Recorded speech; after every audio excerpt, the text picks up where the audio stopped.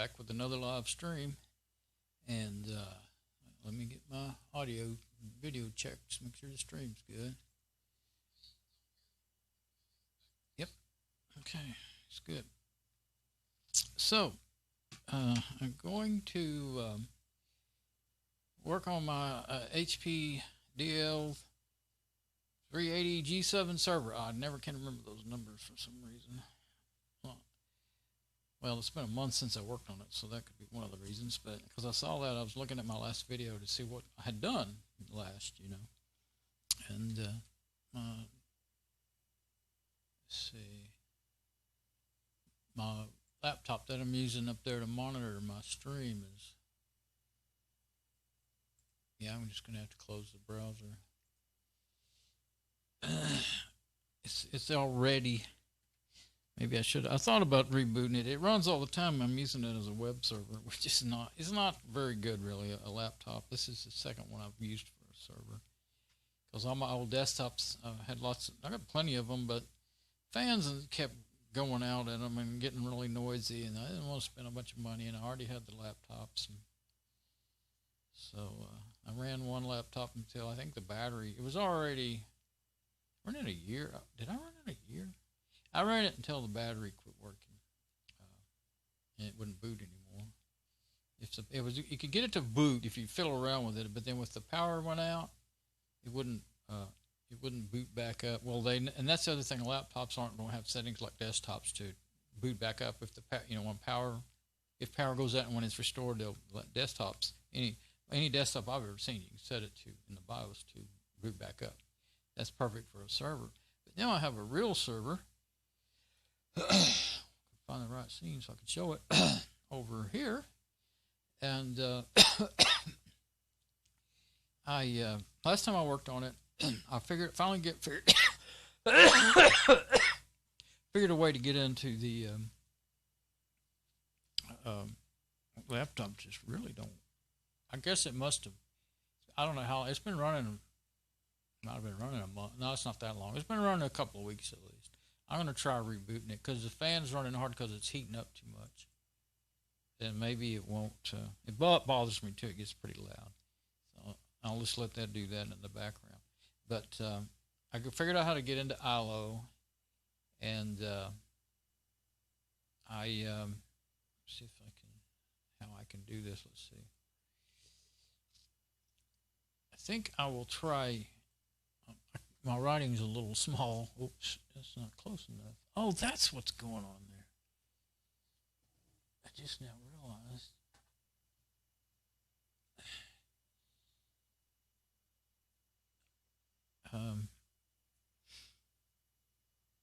I was thinking I could put that on there. Oh, that's actually upside down, isn't it? For me, I want it like this. I guess I could turn it like that. Yeah, it's kind of wonky, but I don't have room to set everything, and that's where I keep that. That's why I can see too much up there. Okay, let me just get up there and bring that. I've got that tripod over there will go up and down, and I've got it up as high as it'll go. Well, there's that. Let me log into that laptop too.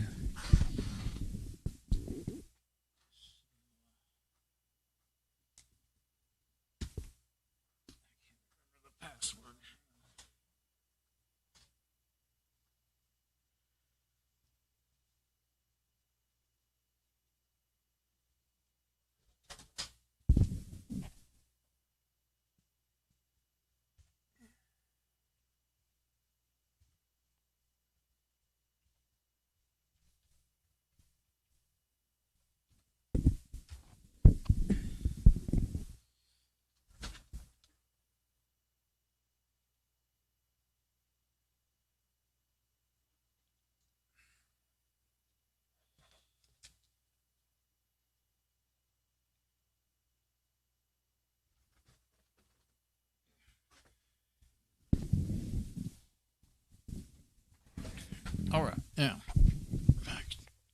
back in business. Yeah, the laptop quit making noise just by rebooting. So probably there was.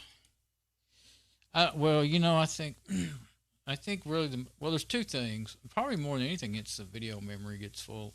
Linux is really good. I'm running for Debian 8 on it and Apache web server. But well, oh yeah, as soon as I speak it, I can hear it again a little bit, not too much. But anyway, Debian 8 is really lightweight, and Linux is real good about managing memory, RAM, video memory. I think it's pretty good at that, but that is the one thing I notice when you're running something with not a lot of video memory. It will. If it's a laptop, it'll get warm, and you let them keep going too long, they'll just shut themselves. They'll get so hot they'll shut down. And like this Lenovo i5, I call it this. It's a quad-core Lenovo laptop in a box. Really, it's like this big, a little box about that thick, and it's got 4 gig of RAM and i5 quad-core, which is pretty okay, But the onboard video memory is only 256 megabytes. So that's the thing that's always giving me headaches. So with my server, I've got 2 6-core processors that actually shows up in all the apps with the hyperthreading as 24 cores, and the Lenovo, it doesn't show up as, it's a quad core. It just shows up as a quad core. It doesn't show up any more than, it doesn't do like those server processors do. I was surprised and pleased when I saw that. But, of course, it's a lot newer. Well, it may not be a heck of a lot newer. My server, I think it was built in 2010, and I don't remember. I was kind of trying to think back. It was given to me, used. And I've had it for at least 4 years now. So I think it was made maybe somewhere between probably 2011 and 2014, I think. So anyway, here's my notes to self, and I can actually read them on my preview here easier than I could just looking at them myself and trying to use a magnifying glass. That's why I decided to go ahead and do that. But no, I think I can read it. Let's see. Could just go straight to the big view. Let's just do that for a minute. Now, why is it upside down all of a sudden? That's weird. Huh.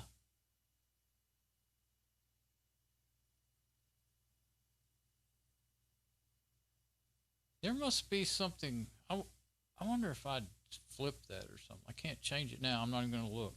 I bet I flipped that for some video and forgot to put it back, because I bet even that one's got it right set up. Yeah, so that main view, I must have flipped it for something. You can do it in the OBS Studio in the software. So I'll leave it like it is. Glad I noticed that anyway. But that's actually setting it up there, the way I would be looking at it. And just turn it a little bit to get it straight in the picture.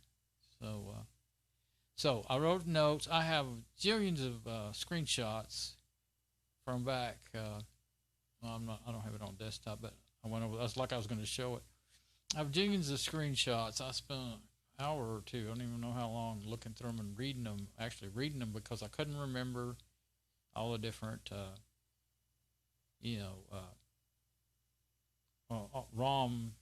ROM-based utilities that come with the server that I had read about in the manual. It's almost exactly a year now since I bought it. I think it's a little over a year now. I was looking at the date when I bought it. I think I bought it on the 3rd. Oh, wait, I didn't buy it in August. I bought it in... Anyway. I know, a month ago it was 10 months, I thought I figured out. So it's somewhere over 10 months, 11 months now, I guess. So I'm pointing up at the screen there. Like that helps. It helps me keep my place. That's why I was doing it. So I keep my place.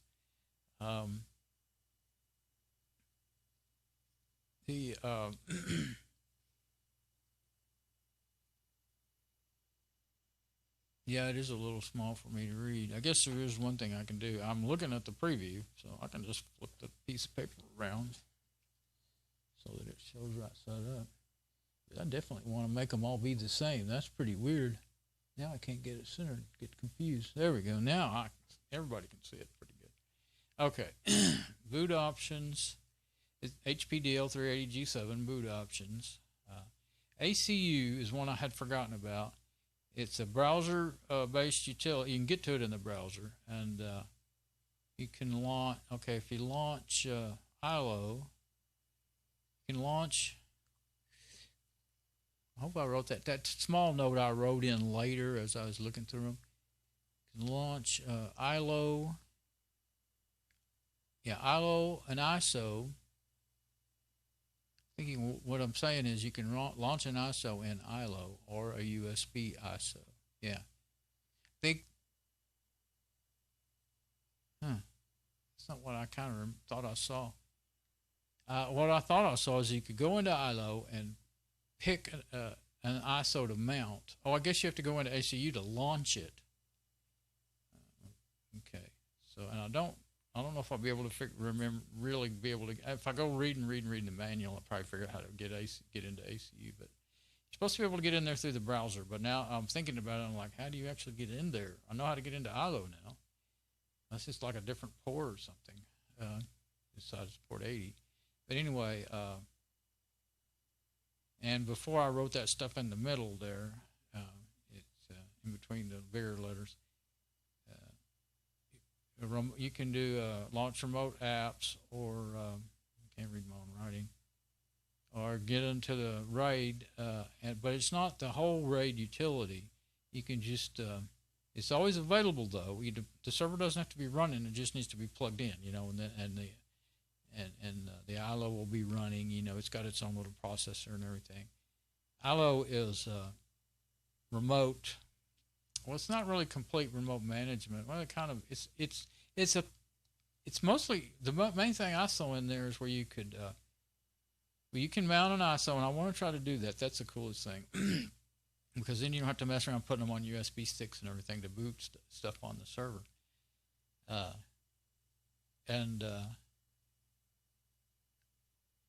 But it tells you all the specs, the health of the machine, the temperature, the voltages of everything. You can look through everything like that in there, and that's very, very cool. And there's the features you have with iLO with these HP servers depends on how many, if you paid for what kind of license you bought. And luckily, this one did come with an iLO license, but I doubt it's like top of the max license to do everything. So, but I did see the area where you select an ISO to mount. So, but what I guess is you have to go into ACU to actually mount it.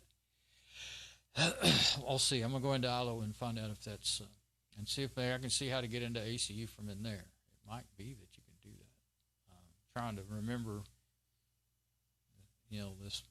Well, now I've been up all night. It's at 7:30 in the morning, and I was reading it about. When did I think I was reading it about 12 or 1 in the morning or something. So it's been a while since I read that, and that's already fading. So, and then the RBSU is BIOS. Press F9. I may not need to get in there today. We'll see. And or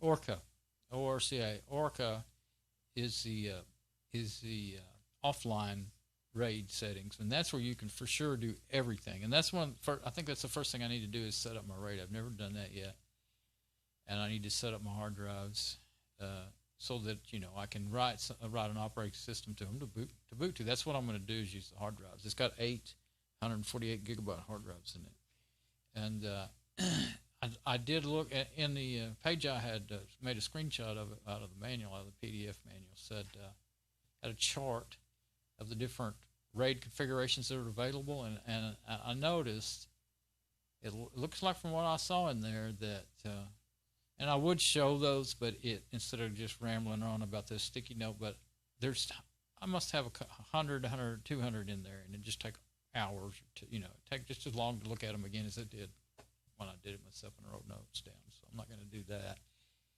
But finding them in the manual would probably take me even longer. That's why I made all those screenshots. Because, you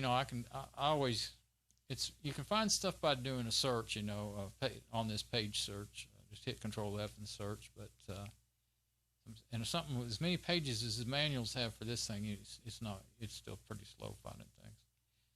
So, what I was trying to say is it's like, well, one hard drive, RAID 0. 2 hard drives, RAID 2. More than that, up to 6, RAID 5 is available. And then over 6, it says 0 in that chart. So, and I have 8 hard drives, so I was actually already thinking about what I may do is take 2 of the hard drives out. If my backup drives are my Seagate USB backup drives, I was hoping, I think they're the same size as these hard drives. These are like laptop hard drive size, but these are not SATA drives. But it will take SATA drives, and that's what my backup drives are. These are went blank. They're real server hard drives. Maybe I'll think of the name in a minute. But so they're more dependable and faster than SATA drives. So that's what I have learned. Thanks, Morton, again. Morton and my Playhouse channel. I've learned pretty much everything I've learned about servers by watching his videos. So yeah, this is my first real server I've ever owned. I've been running my websites on servers since about when did I start? About 05 or 06, I think. So anyway, I've used old desktops until this last year or two. I've been using laptops because I was saying a while ago.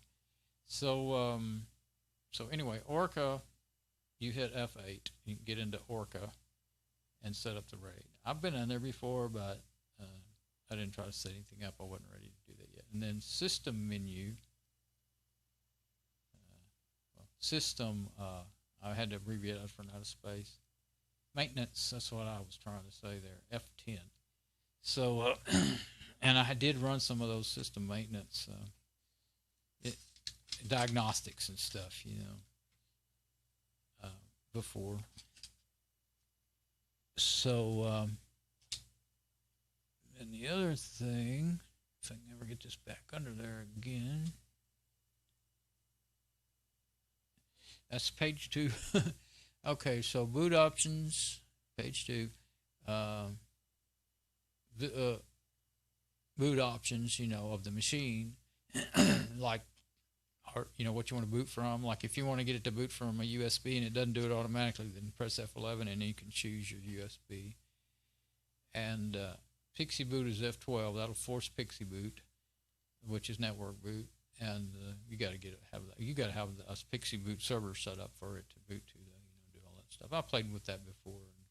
And always thought it was really interesting, but it gets complicated getting it set up. I found a Linux distro that would just set you one up on the Bane, and it worked. But you had to have a router that didn't have a DHCP server, and I happen to have one. My very first router is not wireless, and it's 100 megabit speed. But as the internet grew and things changed and protocols changed, it got to where it was really, really slow. That's why I bought my first, I just bought a new router and went in and got a Wi-Fi router. But anyway, years ago. But it still works, and it does work for that. And so I can't remember I can always remember Pelican Linux, but that's not Pixie boot thing. It's a lost my word again. It's where you share resources of several different machines. It's one of those type of operating systems. To run the same, but you have to have the programs that can do that. So that was fun to play with, but I didn't really have anything that came with it that I wanted to do that with. I was really into that for a while because I had a bunch of old slow machines, and I thought, wow, I might have me a supercomputer if I put enough of them together. Of course, they'd use quite a bit of electricity, but I just wanted to learn how to do it. That was years ago.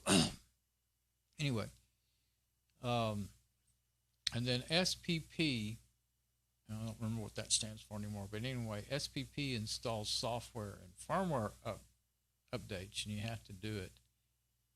You have to boot to an SPP ISO. You got to download one from the HP website. So let's go back over here now. So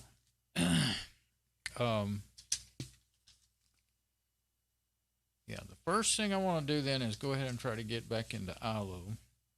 And I can get up and go over there and boot the machine when I get ready to, or if I'm in iLO, I can be lazy and boot it from iLO, and that's cool. But which is probably what I'll do this right now, because here in a minute, because I can. Okay, so check my video. I'm gonna get on I'm on the desktop now, and let me go ahead and think what okay, I'm gonna go ahead and close Crusader since I'm fixing to open up. This is gonna use pretty between see, I'm already using between 20. It'll jump. Sometimes OBS will jump up there to 40 or 60% for just a little while. I don't know what you're kind of, if you're using like if you're using 2 cameras or something, it might do that. So I'm going to run. The only way I was able to get into iLO was using, there we go. I'm going to open up Oracle VirtualBox and boot an WinXP virtual machine, and that's how I was able to get in there. So while that's booting up, I'm going to reach up there and open the browser. The laptop stays quiet now. It didn't get loud again. So evidently that reboot was what it needed. I started to do it before I started all this, and I thought, well, it's probably fine, and I'll just do it when I get finished, But the instant I opened up the web browser, it started whining about how hard it was working. So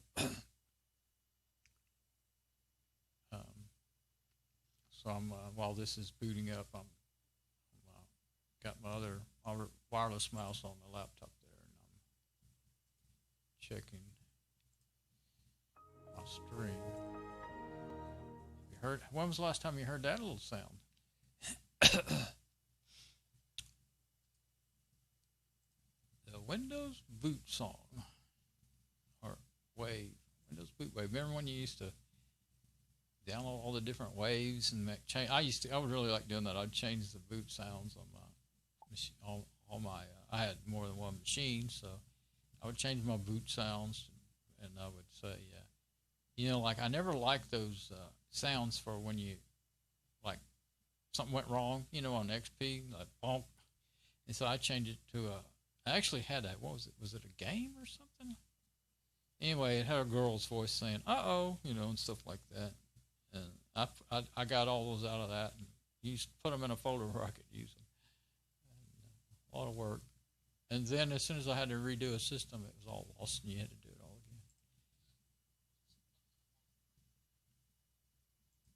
again. Okay, so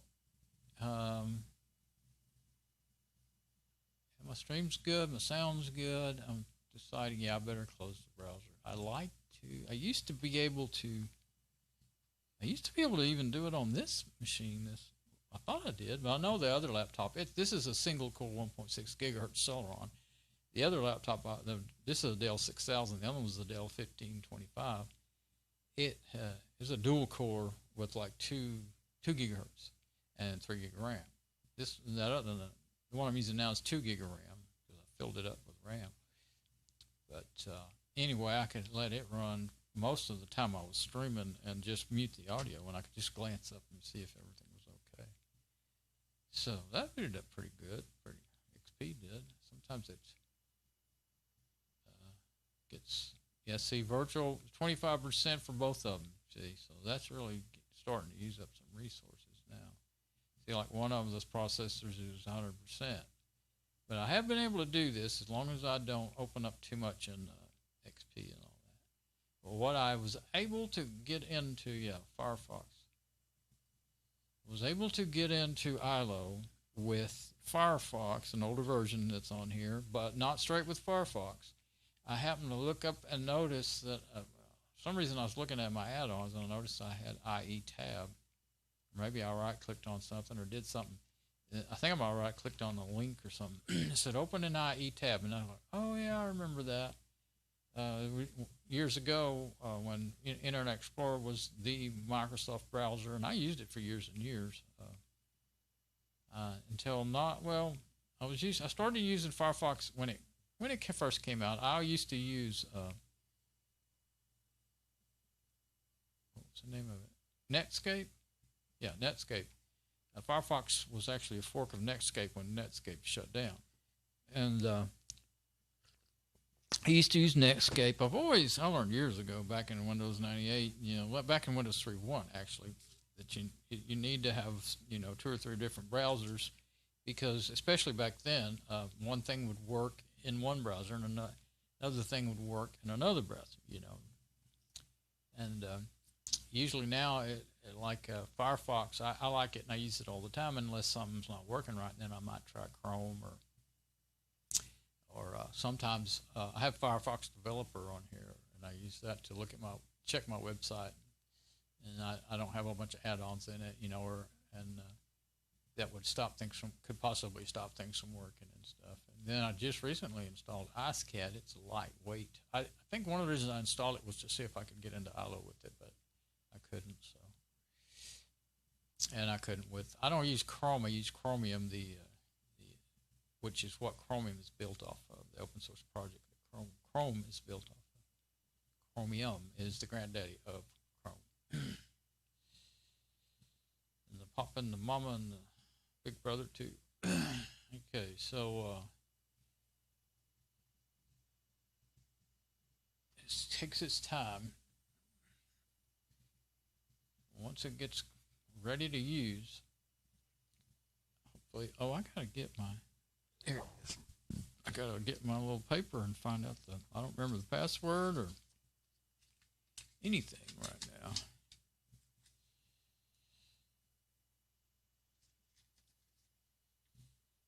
Okay, there's the IP.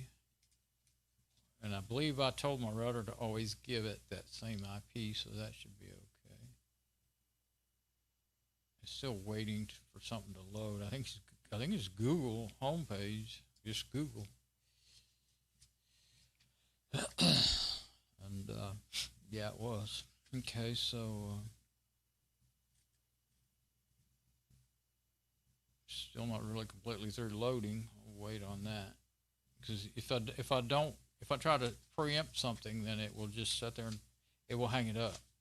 If I give the especially when I'm streaming, I can show how much resources it uses. So I'll find the page with. Oh yeah, here's one of my old notes. RBSU and Control S will get you into F9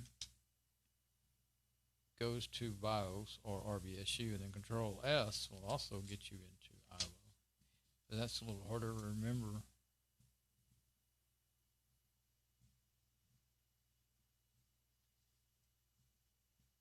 F8 for RAID ACU. I did have that written down. Did I move that passwords? Oh, there it is. Usually I keep my passwords on the front of my notes, but I've got it in the back, pretty much in the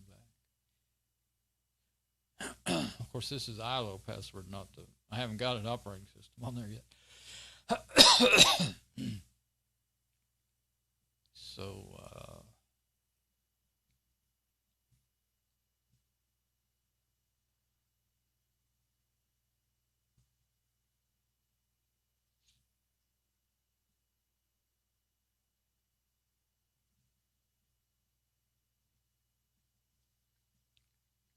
yeah, I've gotten written in these notes where I've got that password. It said, try port 636, and I marked that out. Try 85, and I saw that in one of the screenshots. That's when I thought I had to, and then 23, which I still don't know where I got those ideas. Well, I saw that in one of the screenshots about 85, but I really couldn't tell.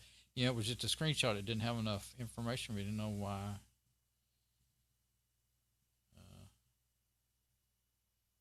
Why I had written, why it was, what it was really talking about, what 2425 was for.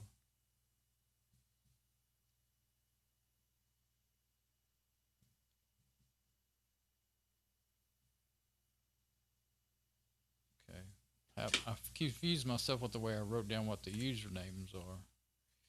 So we'll see. I know I didn't really have any trouble.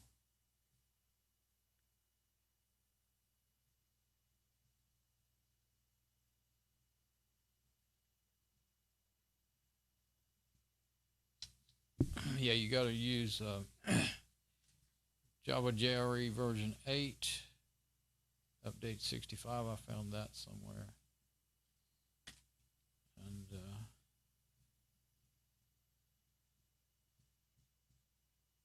I think I've written down here 8.65 version is what I have in XP. I'm trying to go ahead and read and make sure I'm not forgetting something important. Okay, so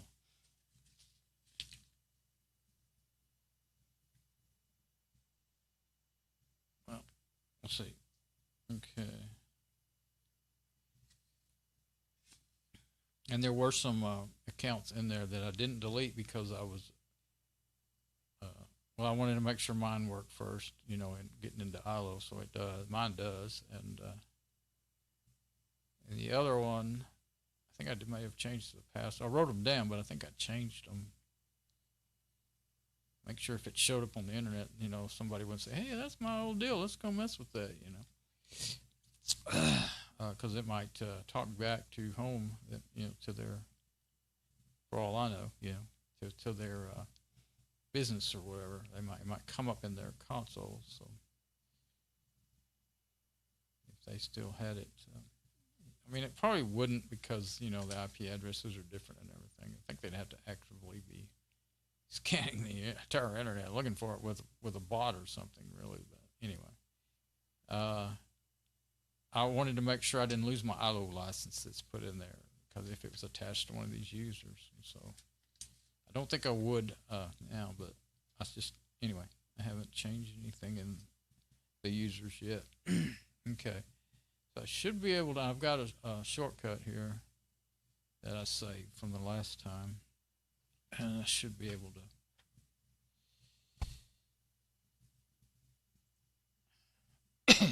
go straight to the login by clicking on that. So now it's got me, I closed the browser because I was worried about the machine being overworked up there, the laptop. And now I'm worried about my stream having problems and me not knowing it. So I think I'm going to go ahead and let it run and mute it like I like to do for a while. If it starts making noise, then I'll close the browser.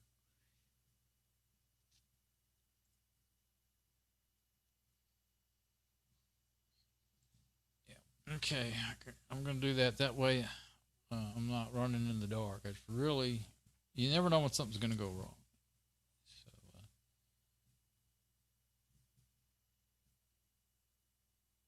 168.0 to 122. That's where it's trying to go. It doesn't show that it's loading, and it doesn't show. Oh, it's still working. I think it's fixing to come in. The page went white. So I kind of remember it took a little while. When I got in the first time, I was thinking it wasn't going to work, and all of a sudden it popped up, ready to log in. Yeah. So let's see, give it a little more time. I might have to, it might not work because I didn't, no, I think, yeah, that link says iLO Chrome IE Tab 2. I don't know why so many add-ons and stuff use Chrome in there. You know, it's called a Chrome this or a Chrome that. Originally built by Chrome or what? I don't know, but I noticed that. I also noticed that the most common script acting up in Firefox, it's making it slow down, and it's saying, do you want to stop this script? It's usually some kind of Chrome script. Yeah, it's still working. It finally came up where you can read the whole link when I just accidentally left the mouse there. So, yeah, the old machine's up there. It's already making noise. I'm not with just the preview playing.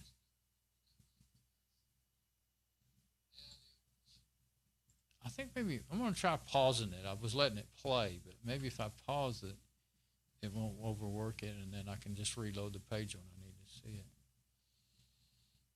it. But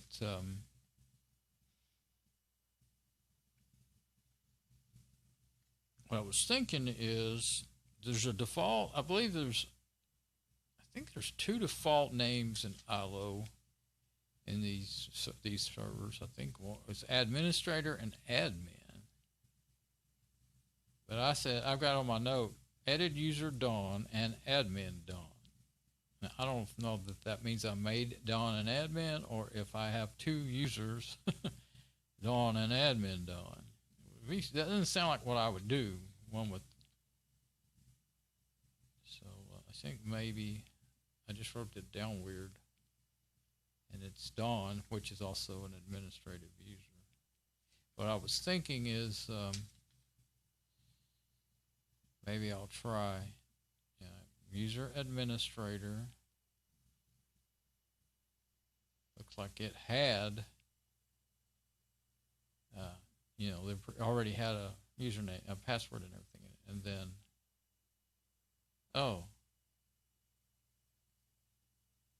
now below that, I don't know, some of my notes aren't so easy to follow a year later.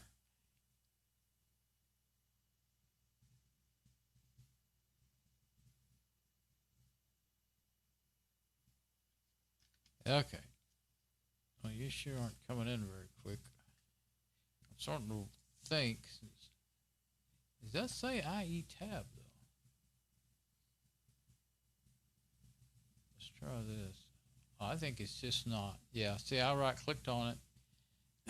Oh, there it goes, finally. Open an IE Tab. I'm going to just try it that way because I'm not 100% sure that just by clicking on that link, it opens an IE Tab. I thought I checked before I quit the last time, and it did.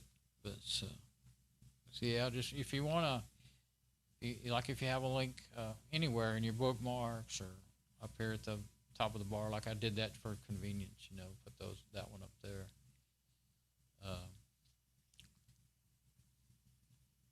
Let's see.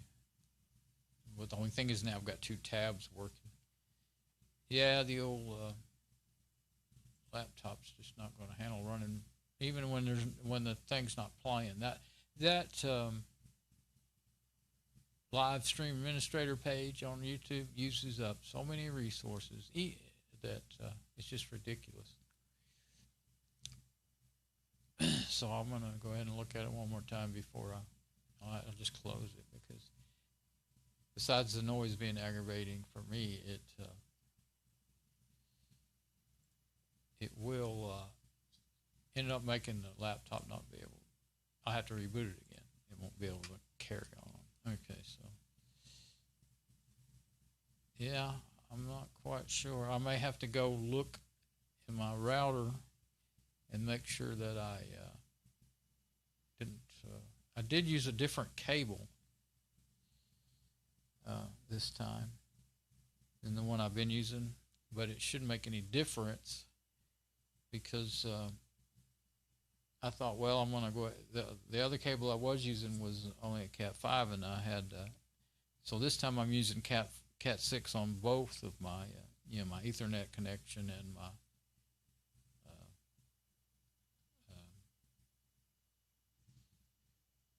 show you what I'm talking about here.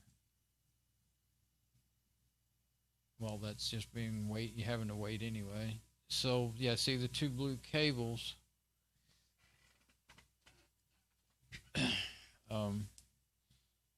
That one there is Ethernet 1, or is that iLO? Yeah, that's iLO. And that one over there is Ethernet port 1.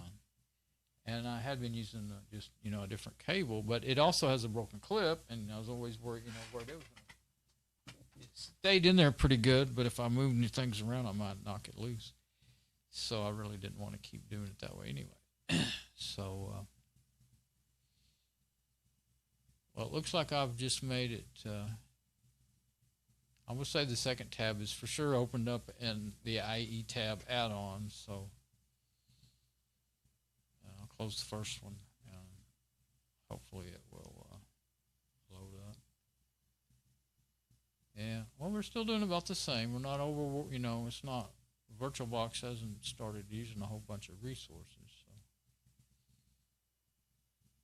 kind of surprised. I really thought, well, last time it worked, I had it all figured out, It's just not coming up with any security exceptions. I told it to, go ahead and go there and save it for always, that first time I got in there, I had to answer a bunch of, the security exceptions saying, do you want to go here and all that stuff.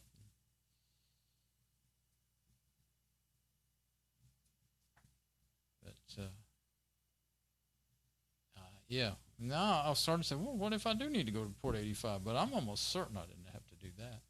And it is going to HTTPS, which is what the, in my screenshots, I noticed that it said you have to use the, secure socket layer. So HTTPS instead of just HTTP. So, and I saved it, after what I did is I saved it before I left the iLO page. I think I went back to the iLO's homepage and saved that link. When things take so long like that, usually I'll go ahead and hit a reload because sometimes it actually helps. There it is. I think I'm going to try that because it's really taking, so long to. It's not giving me an error and it's not showing me the page. So. The only way that using the different cable could hurt me is if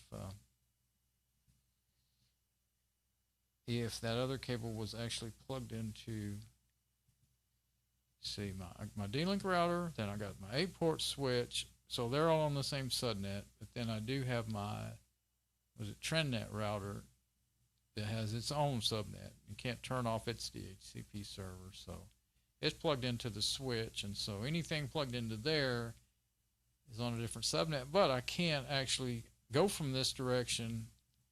So it's the way it goes, the way I was physically wired, it's my modem, a cable modem, D-Link, switch, and then a TrendNet router. And so if you try to go into the TrendNet router without doing forwarding to anything, then it thinks it's coming from the internet and it blocks it.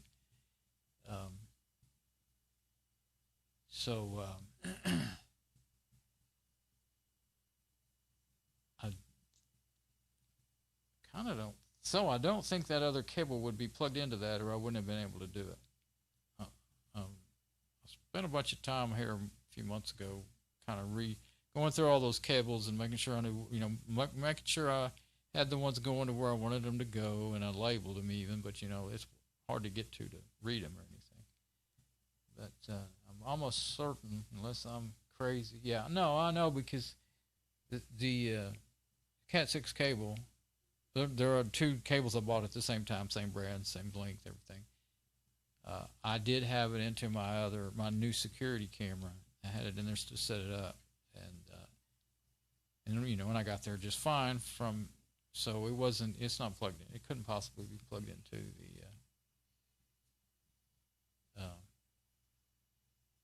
the other router.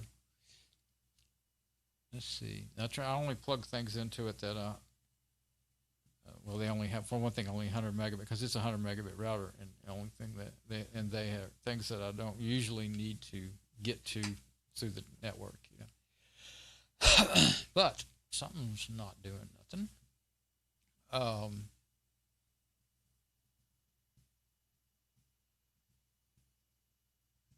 Kind of.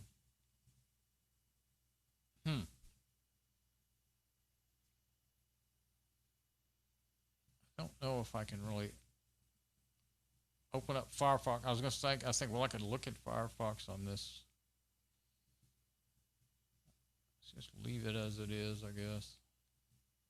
If I reload it again, it'll probably just be, there's only two things I can think of to do, and that's change the port to port 85 like I was thinking, get rid of the HTTPS and see if it comes right in.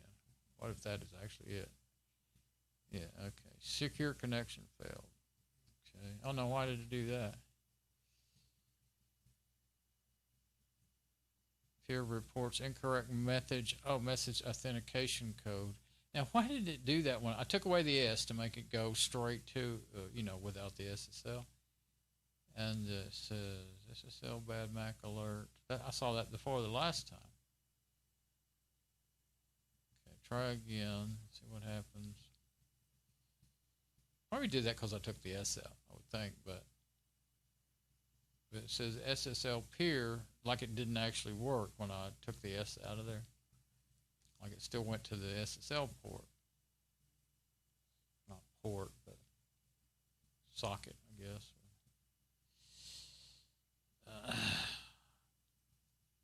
Learn more. That opens up another. Yeah, that's a Mozilla support page. We don't need that, using up resources there. Okay, so I'm going to click on the little link there again. Maybe it'll make it go back to normal. The bookmark. But yeah, it doesn't have. It doesn't show any specific port on the end of that link, so I don't know why it's in there twice. Probably the description and the link, yeah, the name and the link are the same. Yeah, because the iLO at the top, it did work though. I think the top is, let's see.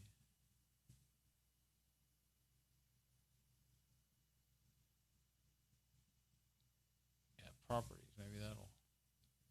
Yeah, so I changed the name, but I didn't mess up the link. Yeah, and I just left the link in there because it was, easy to see what it was. Okay. Yeah, the location's still the same, but there's no port on there or anything.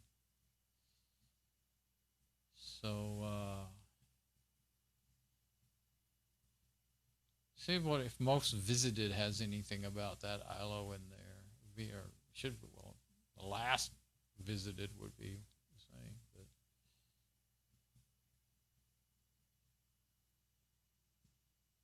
nope, it's not working very good. That's what I always have to worry about with using this.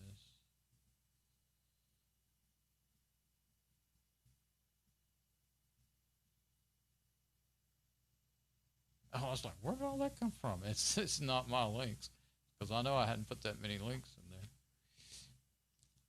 Let's see. Can I get to the bookmarks? Show all bookmarks. Yeah, there it is right there, IE Tab. Oh, that's the add-ons. Okay, and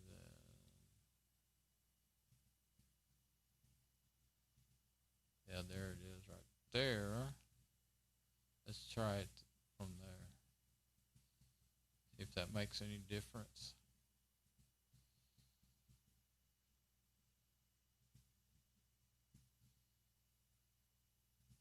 Laptop, even though I shut down Chrome, it's not as loud as it was, but it's still running pretty hard.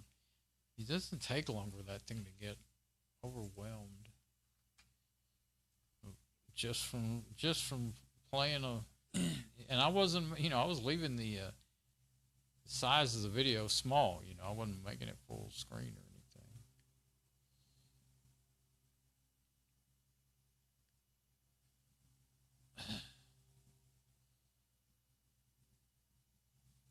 And I think, let's see,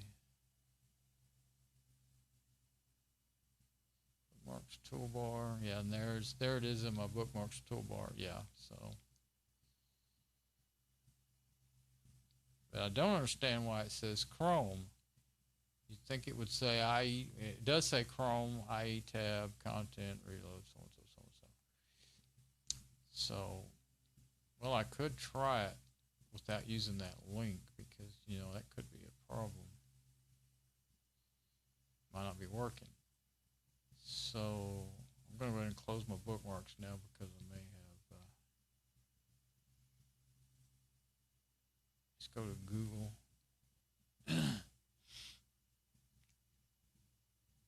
Now. Oh, it doesn't work. I tried to do Control V like I always do, and it doesn't work in the virtual machine. Paste and go. Right click, paste and go. Secure connection failed. Mac alert. Please contact website owner. Problem. Bad Mac alert. I remember seeing it, but I thought you could just,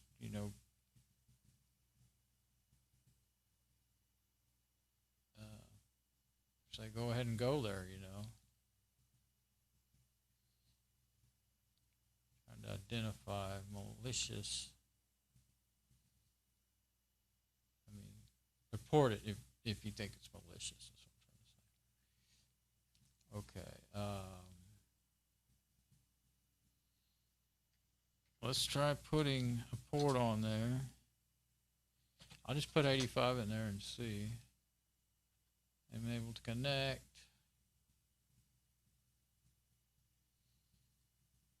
And I'll just try 80, which you don't have to do. Port 80 is the default port, you know. What was the other port that I saw? 23. I do kind of wonder if 85 and I don't really even remember where I got 23. It's restricted.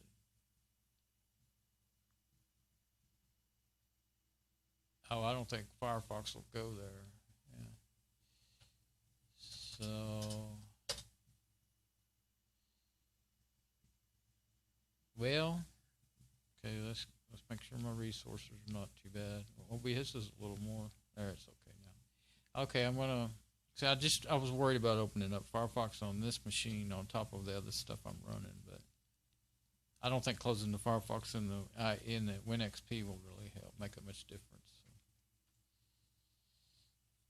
Well, dadgummit. Just when I thought I was all set and ready to go on had something all figured out.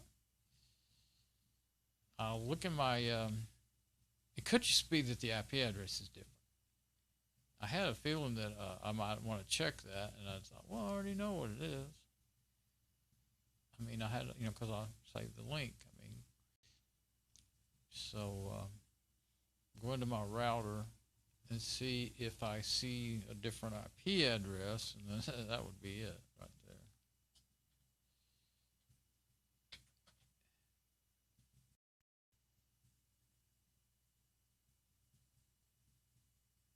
Yeah, see, Google still thinks it needs to load some more something.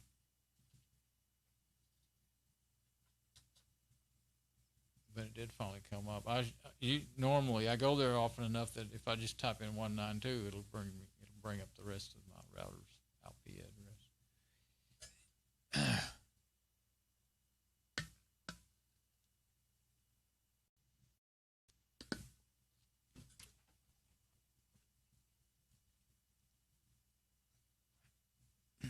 There we go.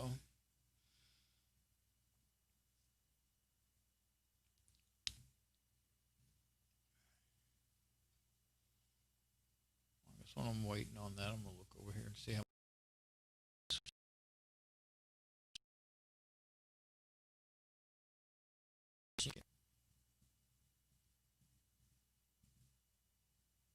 Yeah, I see Firefox is using, well, it was 3%, probably was more than that a minute ago.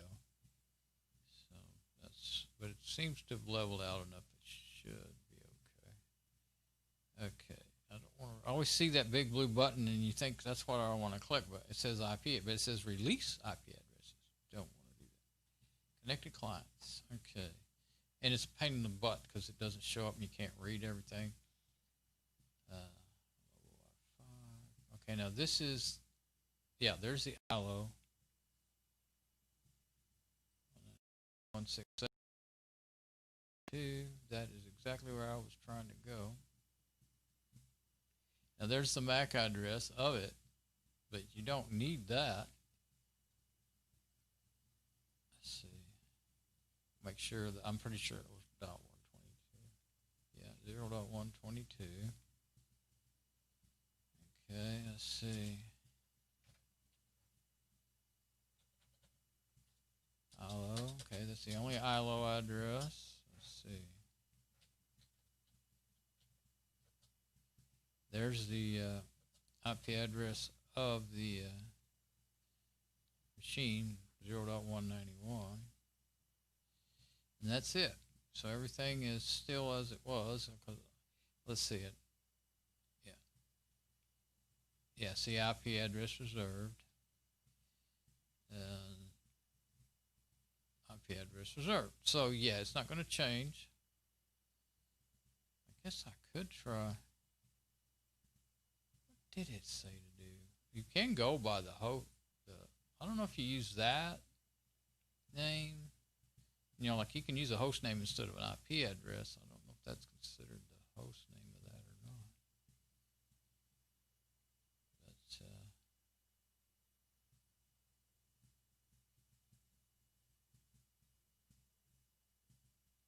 But I've tried quite a few times in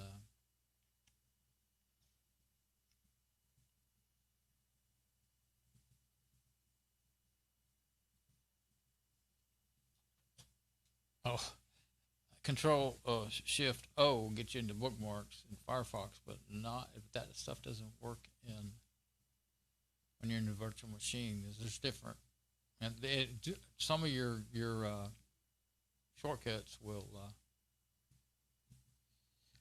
do something different. Okay, so it is. Oh, that's not the one I want. I want this one here, and no, that's not it. Let's just go to the. Where did it go?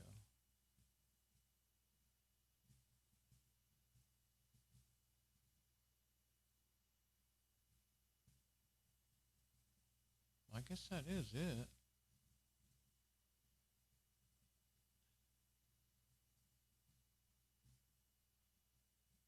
I guess I'll close Firefox until I was thinking I might actually try to open it up in there one more time, but I don't see that working. So, oops, not responding. See, that's why I kept waiting and waiting and not trying to rush it, because it will do that if you give it too much to do. So I closed that other tab. What I did was I used the bookmark, this other bookmark, and opened it. I right click and said open an IE tab from there, just to make sure. But it would not open in regular Firefox. It would open in IE tab. Let's see, what is it? IE tab options.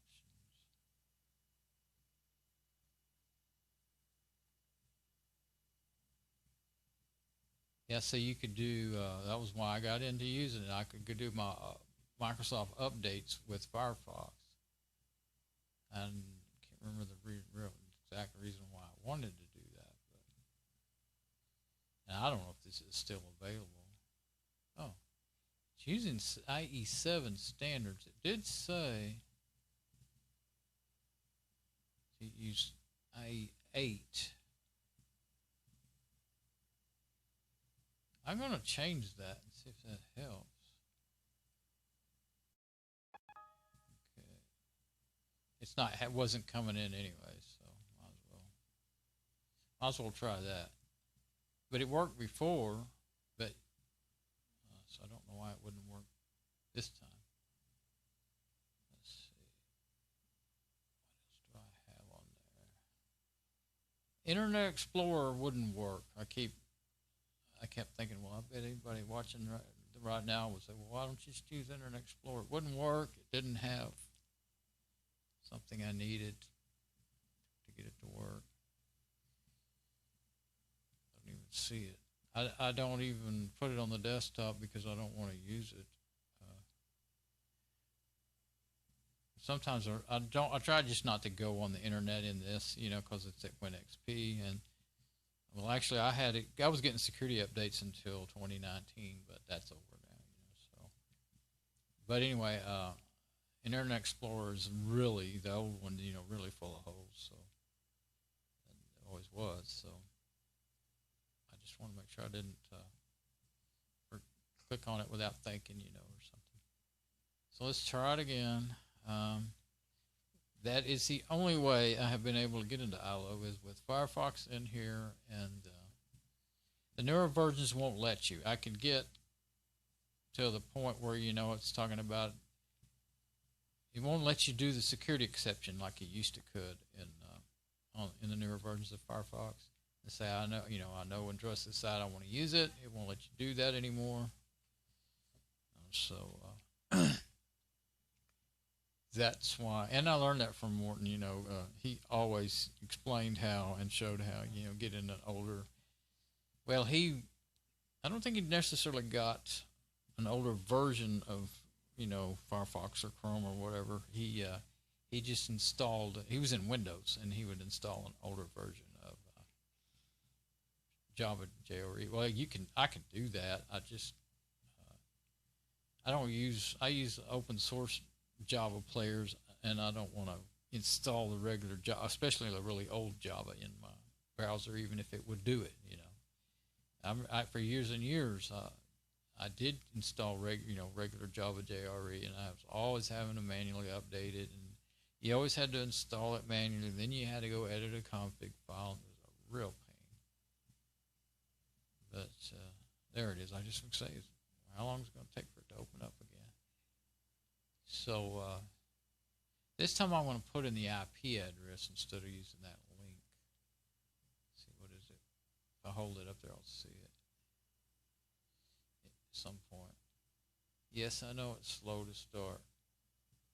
Just because it's running in a machine that can barely handle everything I'm giving it. There we go.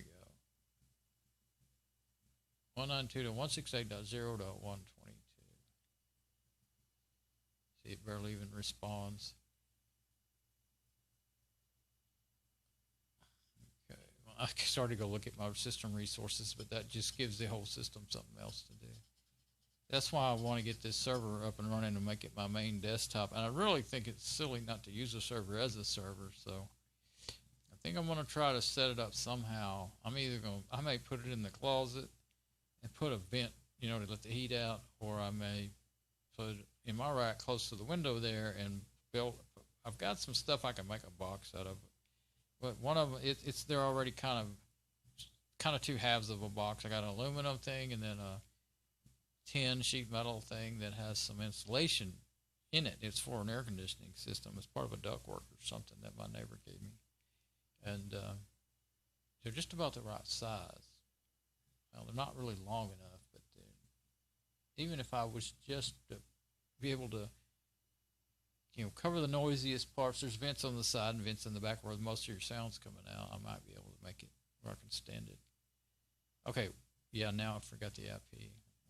Went off on the 192.168.0.192. Let's see if that works.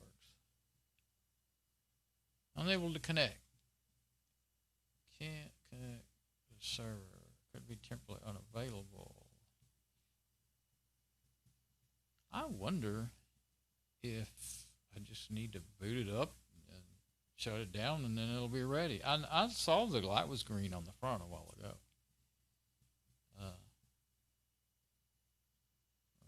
What the hey? Maybe it is actually not available. That is a possibility. Okay, so you get. Guess I'll switch mics so I can still talk to you. Guess I'll switch mics so I can still talk to you while I'm going over there to look. But the lights on the back won't really tell you. I mean, you can see. Well, you can tell that you got Ethernet and or iLO, and there could be something wrong with that cable, but it was working on the camera. So USB. Well, I think what I'll do then. It's yellow. I thought it was green. I think it's yellow until you turn it on. Let me see if there's an error over here. I don't think so. Yeah, I think it's yellow until you turn it on. Been so long since I had it on. Yeah, there's no warnings at all on there. There's a bunch of other little lights that would light up if there was something not working right. Yeah, I'll press the UID. Does that make the light come on back there? Yep, I see it. But oh, it lights up right there. Okay. But since I don't have 100 servers, I know which one it is. Pretty handy thing, though. Okay, so I'm going to turn it on. Yeah, it comes on just normal. Now, I don't have 146 SAS drives. That's what they are, 146 gigabyte SAS drives. And it always starts up a little noisy, and then it will get quieter unless something's gone wrong. Something else is going to give me a problem. But I worked and the last few times I worked on it, and the videos that I did, figuring out how quiet I could get it, but have it have. I didn't want to cut down any of the performance, though. I didn't want it to, that's the reason I bought it, to have a powerful machine. But so what I need to do is, trying to think. I want camera 1. I want camera 1 and camera 2 is what I really want. I don't have that. I used to. Camera 2 and desktop. I don't have just a. I changed things up, and now I realize I took away. Oh, now it's getting louder. I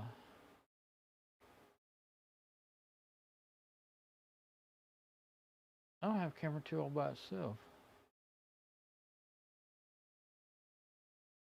Well, I'll have to go camera 2 and desktop, which I guess isn't that big of a deal.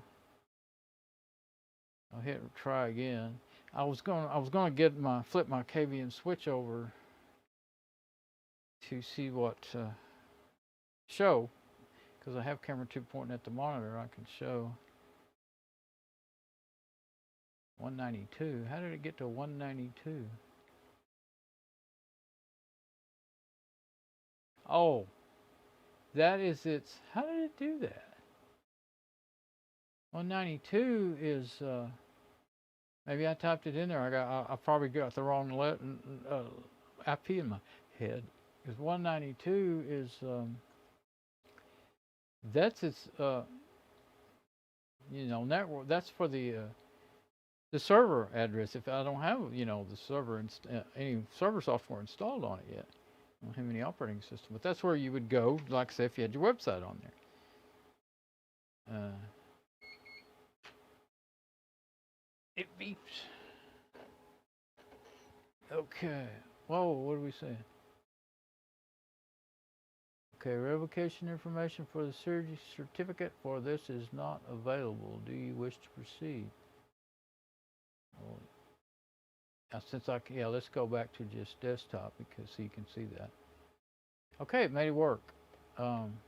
It doesn't have to be running. Last time I got in there, maybe it was running when I got in there, and then I, did the reboot and stuff like that. It's not supposed to have to be running for you to get in there. So I'm confused. That's one of the whole points of it. You can log into the iLO and boot it up, shut it down, whatever you want. So now it's working perfectly.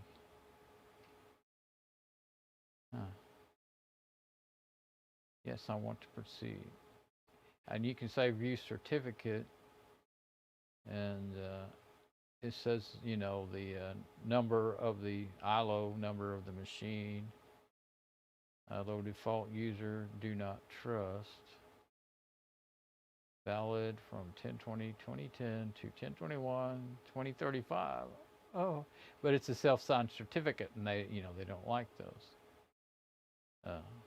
Even the older Firefox don't like them. Details. Yeah. Okay. So anyway, I just wanted to look at that and show it. And yeah, we'll wait. I just remembered I'm not on the mic I want to be on, but wait till it comes in. It'll take forever. There we go. Okay, information you exchange in the sets cannot be viewed or changed by others. However, there is a problem with the site security certificate. The security certificate is so tiny I can barely see it. Don't think I can make it bigger. Oh, here we go. Maybe I can do that. That doesn't work either. It's on 300% right now. I thought I changed the size of the text to make that where I could read it last time. The security certificate was issued by a company you have not chosen to trust. View this certificate, determine whether to trust the certificate. The security certificate has expired, is not valid. The name of the security certificate is invalid or does not match the name of the site. Do you wish to proceed? Maybe there's a place in this over here where I can say I want to trust it. Install details. Yeah. Well, I don't. Yeah, I don't have anything to do with that anyway. To import a certificate. Okay, yes. I guess it's going to ask you every time then, unless you know, the newer versions, you can say, I'll add this exception and keep it. I mean, for some things you can still do that in Firefox, even in the new one.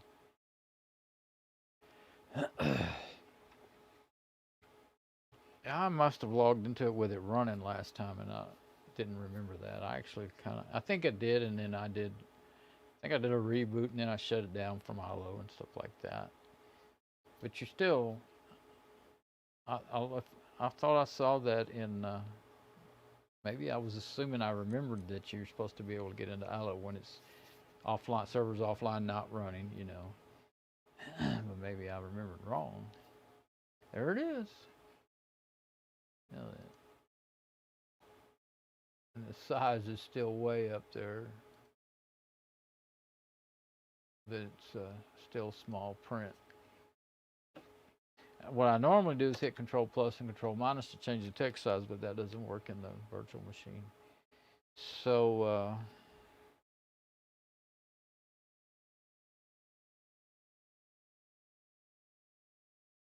I'm pretty sure that my regular, I think maybe I might have made maybe it says I'm looking at my username thing. It says Dawn and admin Dawn. I may have meant to say admin, which is also Dawn, and then the password. Well, I'm going to go in here. Let's see. I'm going to try administrator this time.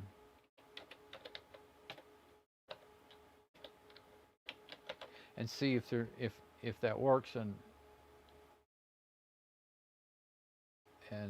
see if I change the password to that. I think I did.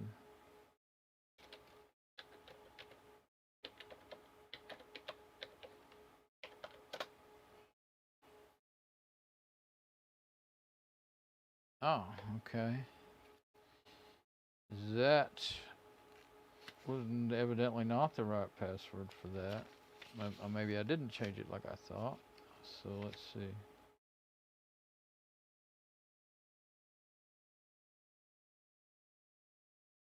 Well, let's see. Looks like it's, I still have, I guess I have what may still be the pass written down here, so let's try that. Uh-oh. Not sure about the first letter already. And okay.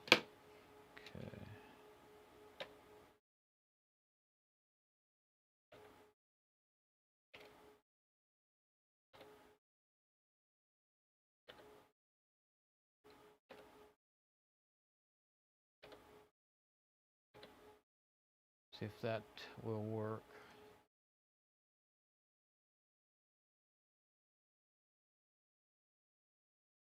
Delayed for 20 seconds now. Don't let me do it anymore.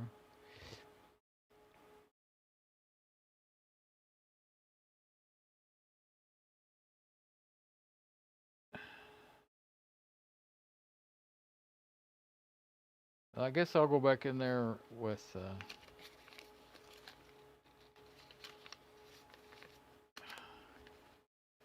way I did last time. Okay, okay, so I won't try administrator. It may be that you're not even a username for administrator now. I'm not even sure.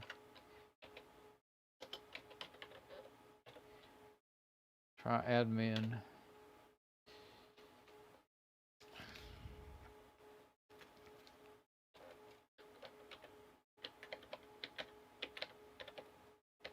It's much louder than, right now it's much louder than I remembered it being the last time. It grays out up there, and let's go ahead and switch mics while I'm waiting. I know that wireless mic, you know, my lapels going over the phone through the Wi-Fi to the computer is always delayed more. It's been more delayed than it used to be for the last several times I've made videos. So I think, I'm not sure. Well, the one thing I would think that it might cause it is I have two. Well, I had one security camera running on the Wi-Fi. Now I have two, and the router's handling it okay. I thought it couldn't handle two, but it's doing it. So I don't know. So I'll use my username that I made.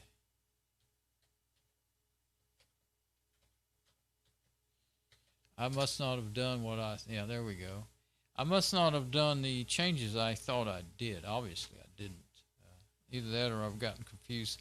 That when I was trying to log in as administrator, it's written down in a way that's got me. It says DNS name, and then it has a long thing that looks like a password. DNS name defaults is what I wrote down. It says username administrator, DNS name defaults, has what looks like a password, but it doesn't say. I always put denote when it's a password, and then it says pass, and then the one I try to use, and I didn't try that other long one. It might have been it, but then I have remote port 85 and IP.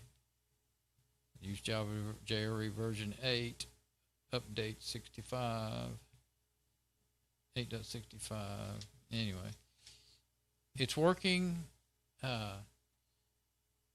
And overview, health is okay, power's good.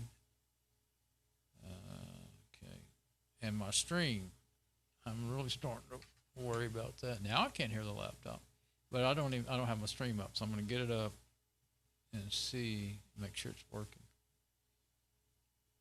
I want people to hear the audio with this thing going so loud. I don't know why.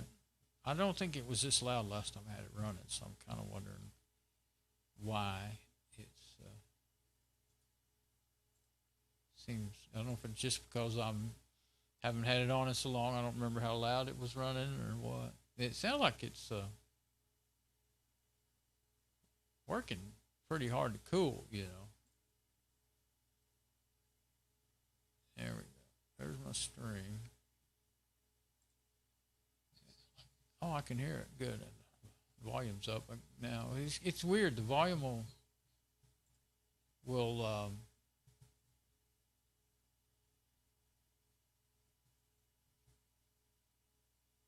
will go up and down when I haven't changed anything. You know, from my control over here on my OBS Studio. So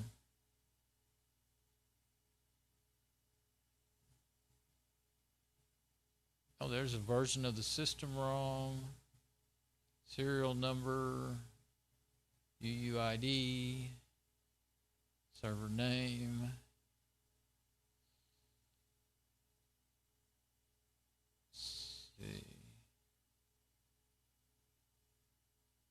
Yeah, and I'm using the Java one, not the Java integrated remote console, not the one that uses .NET framework, because that was going to take a, I didn't want to fool around with trying to install all that crap. I remember installing that, and you have to have the exact right version for what you're trying to work with, and sometimes it'll give you a pain. And I might have the version I needed on my backup drives on my old desktop machine, but I'd have to go find them and get them to the right place and all that stuff. So I didn't want to do that. iLO 3 advanced license install. Oh, advanced license. Okay, cool. I can't do a screenshot. Well, I can if I open up another program, but I'm not going to do that. I probably should. The normal screenshot tool won't work in the virtual machine, but this one will. So I may have made a screenshot of this last time. I think I did make some. But it's more resources being used, so I'll make important screenshot 1 or 2, and then I'll close the shutter back down. But there is a way to get, you've got to,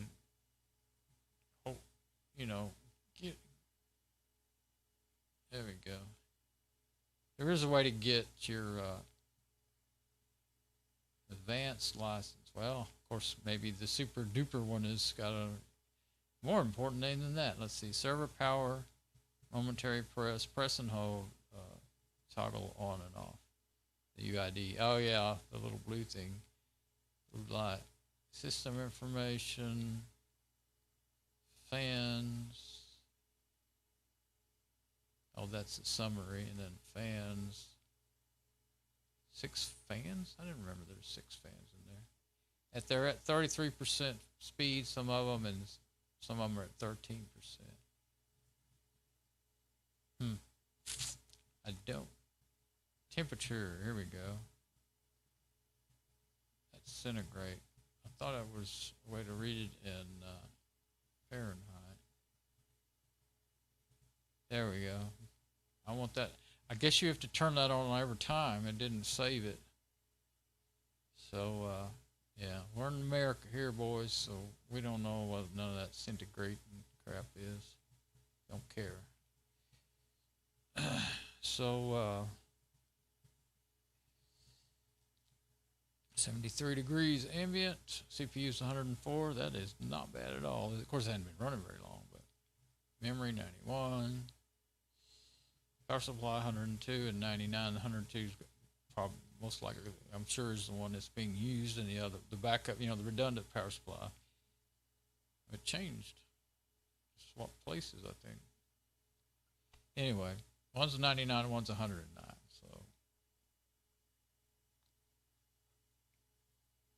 I/O board. Somewhere I just now realized I should be able to see the temperature of my video card. I put a 8 gigabyte video card in it. I mentioned that today, but in previous videos I've got an 8 gigabyte video card, and that's why one reason why I was wondering if the temperature was really going to go up. Why I wanted to see the temperatures. So yeah, the temperatures are like depending on what it is, but anywhere from 113 that would be a caution to 232. 239, I think it says. Anyway, everything's all okay. So, okay, I/O board, okay. Right there. It doesn't highlight when you click on it. Anyway, it's 90 degrees, so I'm not sure if that's the video card or not. Storage is all okay. Power. Yeah, power supply 1 and 2 are okay. Efficiency mode auto, firmware version. Present power reading, 232 watts. Last time I had it on, it was just steady at 150 watts that it was using. Now, I don't know if it was in this spot where it said that or what, but those fans were running so loud this time. But I was going to say, did I do some settings in here that quieted it down? But I didn't. I did them in the BIOS. They should not have changed themselves or anything. 2533 megahertz. 2533 megahertz. 2.5 gigahertz. 6 cores, 12 threads. 64-bit capable memory, the L1 and L2 and L3 cache. I don't know. Remember those numbers I don't try to remember and know what's what with. I kind of did years ago where I thought it was really important to know that stuff, but it really doesn't. You got what you got, mean, if you're going to go buy something, you don't want something with terrible. Actually, I think the desktops really just have L1 and L2 cache. I don't remember seeing L3 cache, but processor speed. Okay, processor 1 and processor 2. And memory. I have 64 gig of memory. What's that? Slot 71 and slot 71. Yeah, DIM 1, 71. And probably those were not in there for whoever was running this on with, you know, for their, because if you feel, I know on most servers of this type and age, if you fill all the memory slots, you'll actually degrade your performance. So, but they're 4 gigabyte memory sticks, so it's got 64 gig. And okay, NIC, yeah, iLO. It's MAC address there. Port 1 is the only one, of course, that I have plugged in. Why does it say port 1, 2, 3, 4, and then, oh, iSCSI. Oh, okay. So if you're using iSCSI, that's a network. You can set up iSCSI network drives. You can make your some of your one or all of your partitions iSCSI drives. I've messed around with it a little bit, but event log might be good. Should come up. Yeah, it's coming up. I'm just going to go through here, and then I should find the spot where I can try and mount an ISO, and I'll try and do that. Okay. 12, 10, 2020. Oh, now it changed. 08, 06, 2020. Browser login done. Browser login failure. DNS name not found. Oh, both of them say that. It doesn't say every failure that I did, just once. Onboard clock set was previously not set. Oh, And iLO 3 network link down. Yeah. Why is that?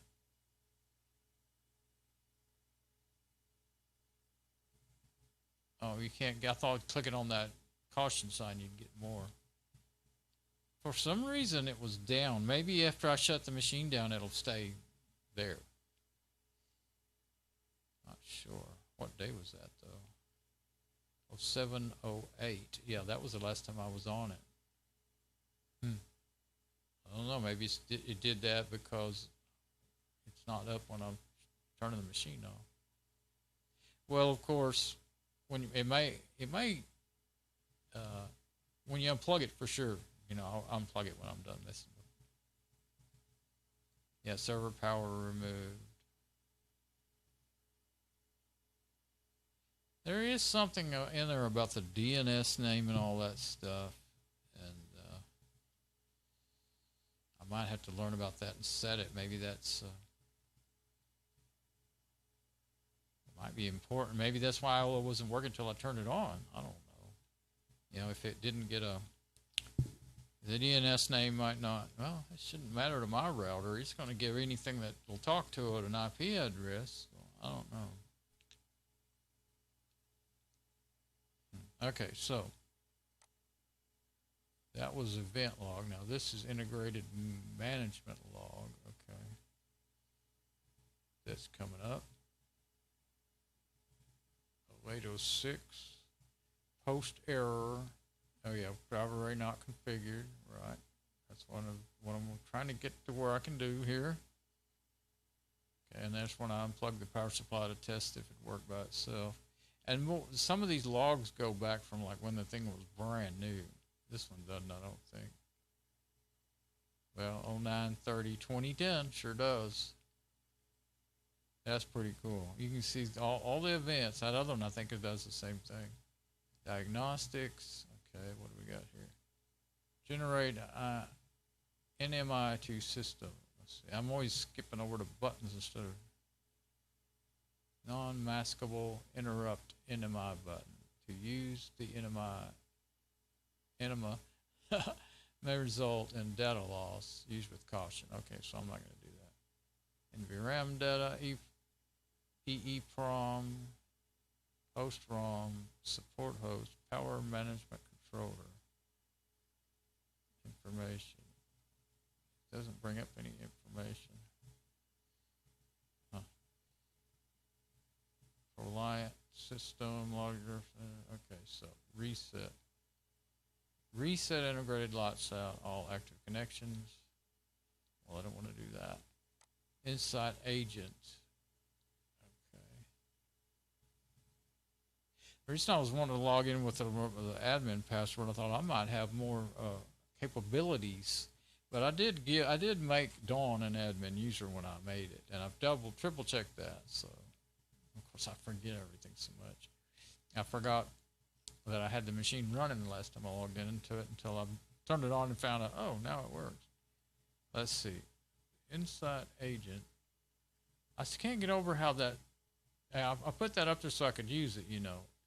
And the text is set to 300%. Yeah, I guess because maybe it's not able to resize the remote text is all I can figure from this. But you know, every other thing you browse to with a browser, you can do that ever. You know. Anyway, let's go. It's just so hard for me to read.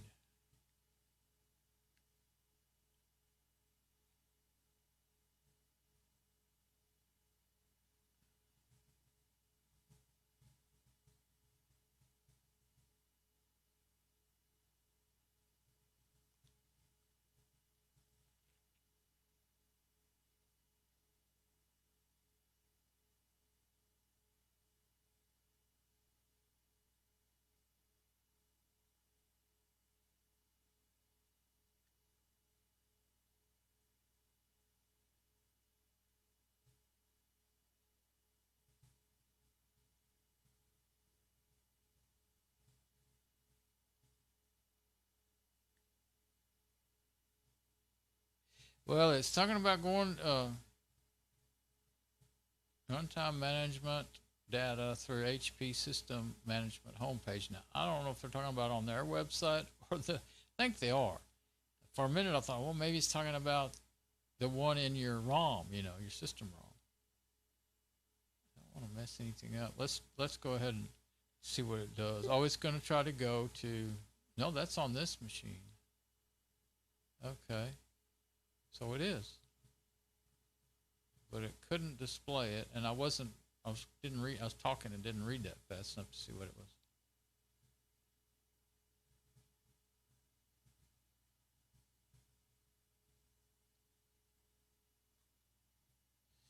So I'm going to close it and try that button again. This time I want to see.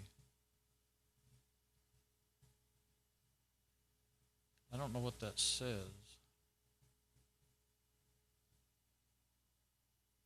Okay, so I'm going to try and get a screenshot of that. I have this set to count down, so I'll do one here so I'll know that this is how I got to that.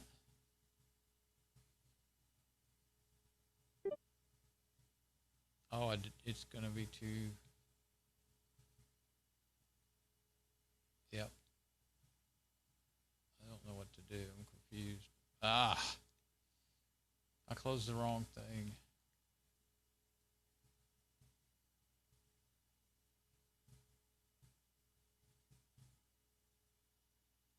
Yeah, now I'm in real great shape. I think I just lost where I was. Well, let's try just going right to, if it didn't log me out, then let's go back to the front page of it.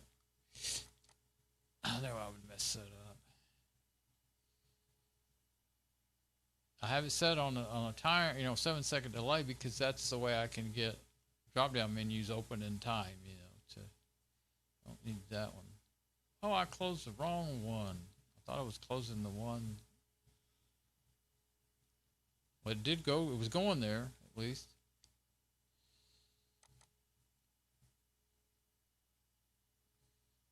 Log in again.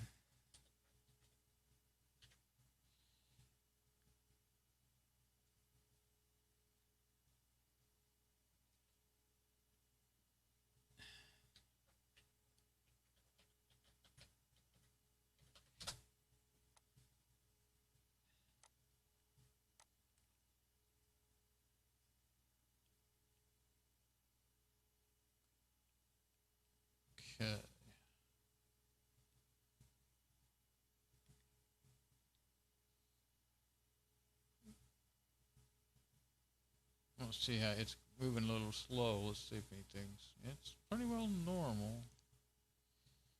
It certainly doesn't move very fast. I guess I clicked on it before that other rest of it had finished loading. And I know it's not because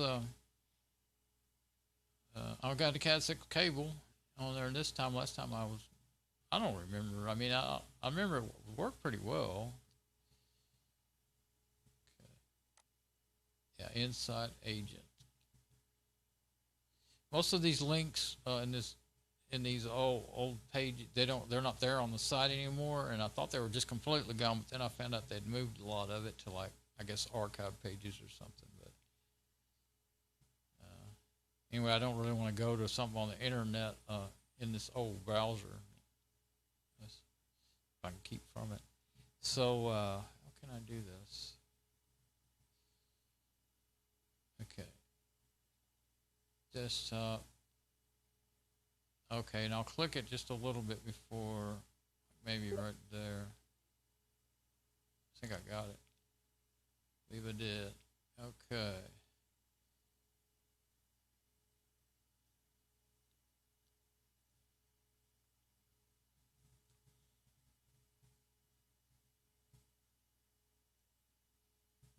It's going by before I could read it, but I'll try one more time because going and finding my screenshots is more things to open up.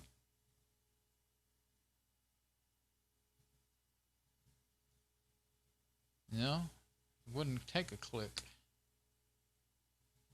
Try one more time. It was telling you to click for options. Then you don't. Oh, don't show the message again. Enable the settings. What are intranet? Yeah, okay, local settings. So I don't think I can get a screenshot of that. I'm going to lose it if I go off of it. So I'm going to enable. Yeah, less secure than internet if you. I can't see that. My eyes are getting blurry. Okay, so, but I know I want to get it. I want to do it. Okay. Things like this, I know I have a video, but you know it can be hard to find it. Now that should let it work this time.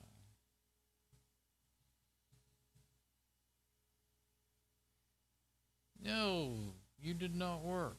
Why not?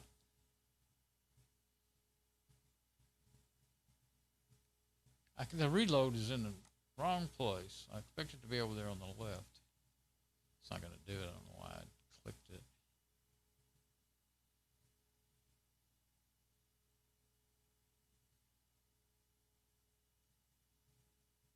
Go back to previous page. See what that does. I just now noticed that. If I take it back to where it's trying to load it, oh, you might have to. Some of those things you got. Well, not all. You know, sometimes when you set something in Firefox, you have to close Firefox and open it back up. But I wouldn't think this is the kind of thing you'd have to do that with. Well, that's not working. I'll try one more time. Let's see.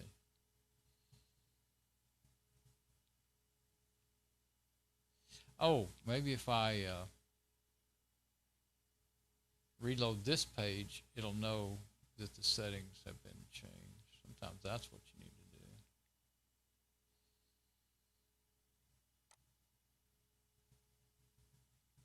The fans really are running much faster than I think they did the last time, and I'm not sure why it's doing that. They're not as really super loud where they drive you nuts, but they're about noticeably louder than what I remember. Okay.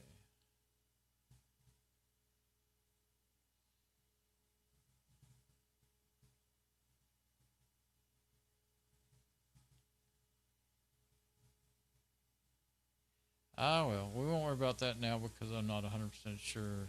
I don't really know what it does. I just wanted to find out what it does. I think it's got to close those in.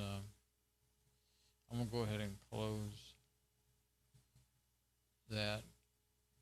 I don't really need to be using so much resources making screenshots over and over. Okay, remote console. Remote console. Yeah, see, there's Java integrated remote console.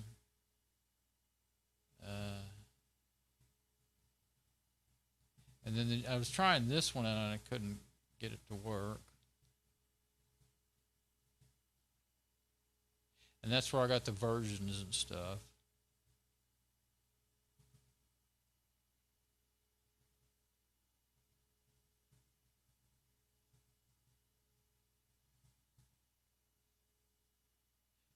But this is where I got something to work. I can't remember. Let's read over this.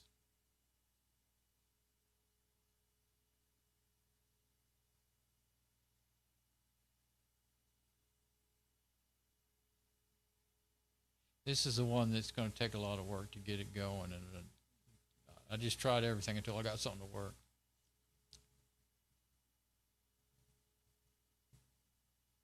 Yeah, Firefox, to do this with the Microsoft .NET framework, you got to have a Firefox add-on. But this one here, Java Integrated Remote Console. Let's see what that's going to do. The page you're viewing uses Java. Okay. As long as it works. Oh, I think it's going to open it up. And is that going to? Oh, you get those Internet Explorer messages because you're in IE Tab. Yeah, right. I don't remember. I think when I clicked this and did whatever I needed to do, and then maybe you can open up Internet Explorer because nothing's happening up here. So that may mean you just opening up a whole nother program. I'll just wait and see then. I mean, if I can, I'll go to these other things. There's virtual media power management and administration. Virtual media. Yeah, here we go.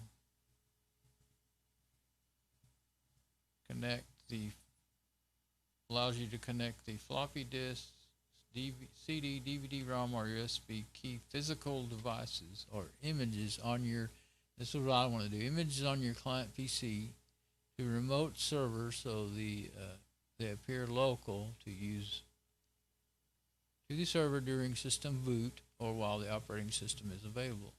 You must connect virtual media from within the integrated remote console in order to connect. Which, that may be what I need to do to be able to do that. Connect the local media as virtual media. Okay. The virtual media options exist for users that want to script other virtual media, to script operations using RBCL or XML, and I'm not going to do that. The labels below show current connected status of virtual media, floppy, USB, virtual media, CD-ROM. Okay, virtual media port 17. I knew as soon as I closed that I would probably want that. The port. I think I have that somewhere, but gotta make sure I know that port 17.988. Virtual CD DVD-ROM connected, no. Virtual floppy USB status connected, no. Okay. Oh, so you can't add one from here.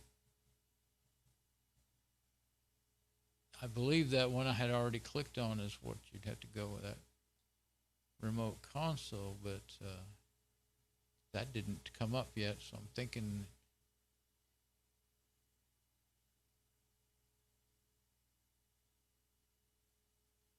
I'm going to say open in a new window, which I think will do a tab, hopefully, not a whole nother window. Yeah, there we go. Yeah, can't not be displayed. Another one of those things that aren't working. Okay. So as far as set, I really wanted to see if I could do that. And for one thing, I want to boot to Fedora 32 live. It won't fit on my 2 gigabyte USB sticks, and I can put it on an SD card and stuff. But I thought, well, before I do that, let's see if I can just boot it straight from the ISO, you know. But looks like it doesn't want to work. Integrated remote console.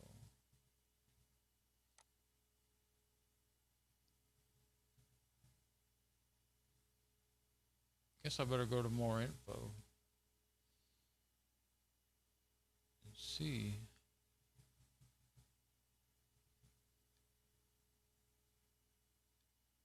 I must not have the right Java for that, evidently. Okay, so that was just a message. I wasn't paying enough attention. Oh, it took me to install Java in Internet Explorer. Yeah, it wasn't opening anything. It was just, I said, okay, I read the message. I wasn't paying attention.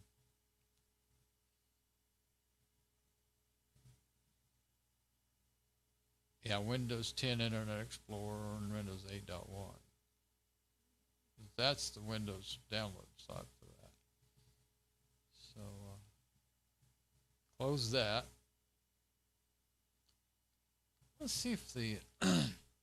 yeah, so it's going to take some work, looks like, to get that working. I must have...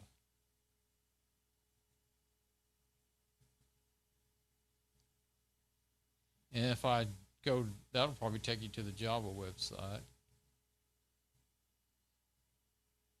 And I probably have those versions of Java on my backup machine I was talking about. Or it's not, my old machine's backup drives that I have in there. If I really want to get down and make this work, I'll do that. Oh yeah, no, Firefox requires an add-on to allow to launch click once applications. Oh.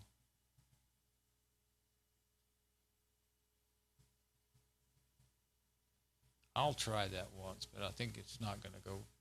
You'll probably just go to the Firefox add-on site and you have to go searching for it or something. Let's find out. Because if it's right there, I might do it, download it. And I'm sure that I'm on, the right site and nothing weird or anything like that. Nothing suspicious. Yeah, it's not even reading it properly. The browser's so old. That's just, add-ons, the base site. So, all right. So, virtual media, you cannot do it here. That just tells you whether you have any. So you've got to do it up there, evidently. I thought I saw where you could select virtual media to put it in somewhere last time. That must have been it right there. I just didn't remember. Power management, server power. Let's see. It's on. Could automatically power, set it to automatically power it on. Power on delay. What's this? Yeah, you can do momentary press of the power button, press and hold, cold boot, reset. And it says submit instead of save. So I think, submit is for, well, I guess it kind of makes sense. You're submitting it to the remote machine. But anyway, I'm not messing with any of that. Power meter. Oh, yeah, I went to this last time. That's pretty neat. Okay, 24-hour history. Of course, it's only been running. 240 watts is the max that it's been doing. It is, it's staying, looks like 230 to 240 watts, I would say.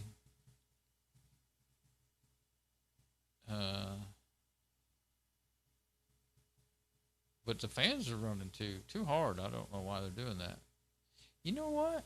I think the last time I have the VGA cable plugged in and the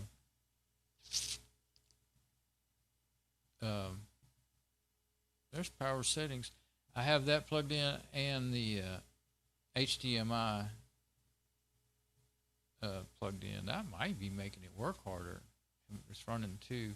I think if you just don't have the VGA plugged in, it won't try to. At least laptops do that. They don't work near as hard. They don't try to send that signal in. And I did it because I thought, well, it gives me two options to see the video.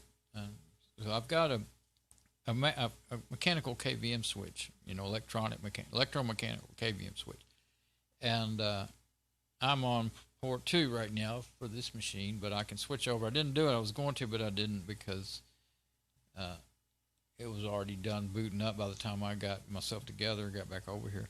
Anyway, I can put it over there on that port 4, and my USB will control the server. It'll give me a keyboard and mouse, and then I have the VGA plugged in, but and I also have the HDMI plugged into the monitor, and actually I can look at. Won't show it to you, but it wouldn't show it to you this way, so I will do it that way. I'll do it when I put the camera. I was going through all this because I was hoping not to have to do a bunch of work in the video with just the camera pointing at the screen, because you can't read it or anything. I just have to kind of say what I see.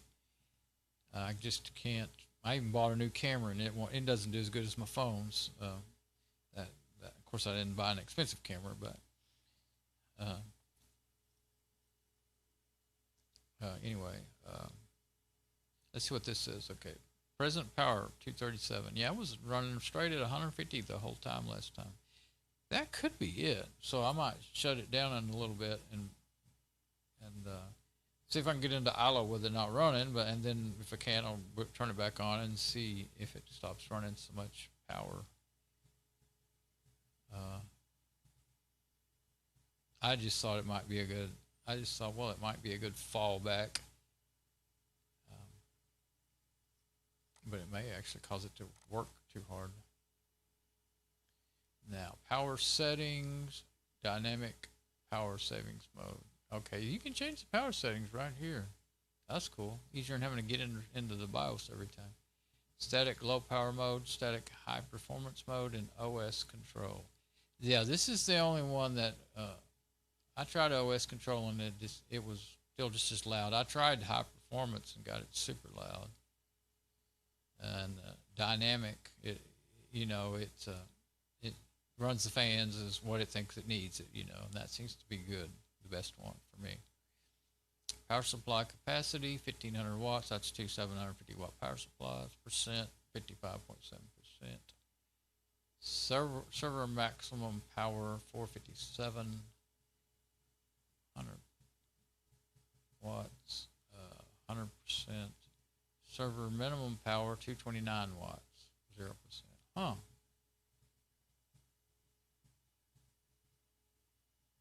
Power capping. Oh, power capping. Oh, okay. Well, I guess that was set automatically by that right there, that dynamic range. But the only other one would be low power, and then I wouldn't have the performance. At least don't want to. If I was to ever try using that, I would only do it after I realized that, well, this thing's so powerful it won't matter to do that, especially if it's just too loud for me to stand. But that's static, though. That doesn't, it's not dynamic. It's not going to change according to.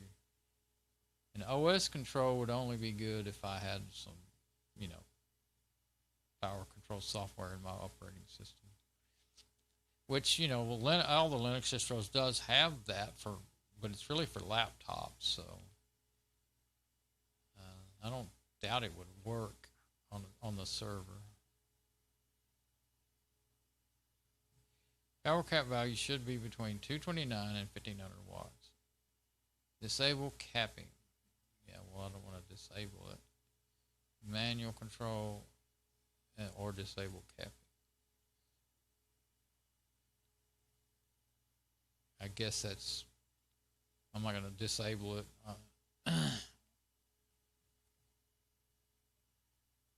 And then SNMP alert on breach power threshold. Warnings are disabled. SNMP, I forgot what that is. Peak power consumption, average power consumption. I'm not going to turn it on until I know for sure what it would be doing. I don't know if it'd start beeping or a lot of stuff like that. You would think it might be going to send out an email or something, but I don't see any way to put in anything there. Other settings, persistent mouse and keyboard enabled. Yeah, that's already enabled, so I want that for sure. Administration, iLO firmware. Oh, okay. October 22, 2010. Hadn't been updated since then. You can update the firmware right there. Licensing. There we go. And I have a license.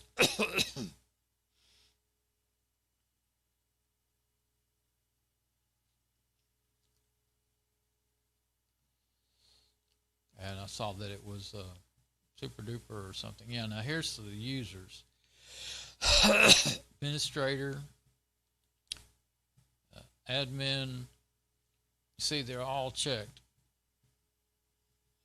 NYX, admin, and Dawn. They're all given full privileges. And then directory groups, administrators, full privileges. Then authenticated users, just L for what? Low? I don't know. RC, VM, RC, and U.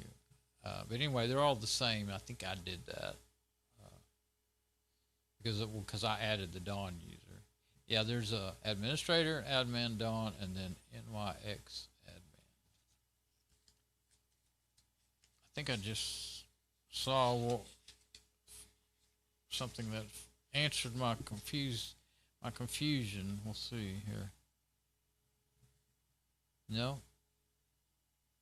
That's the one I probably want to delete, but I'm still going to wait until I'm sure. NYX. Yeah, I don't have that written down as a username, and I don't have that written down as a password either. I thought maybe I'd gotten it back, confused or something. Okay, access settings.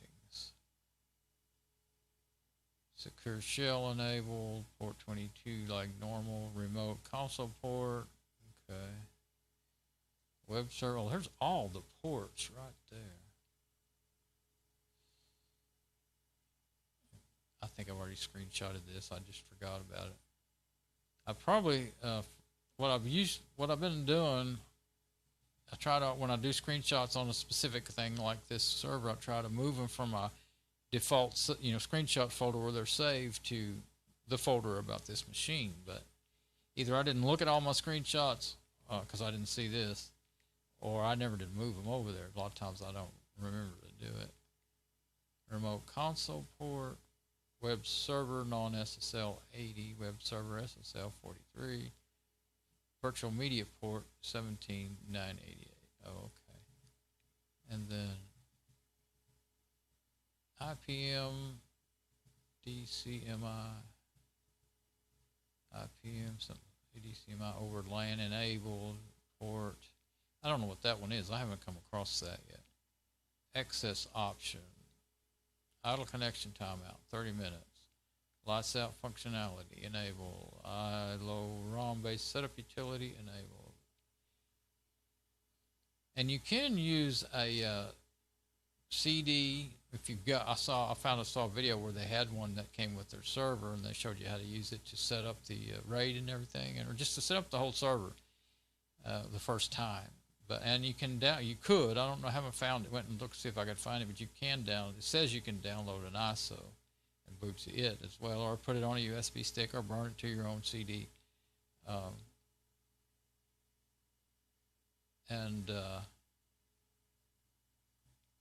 That, I was hoping not to go that way either. I'll just go get in I should be able to just get in the,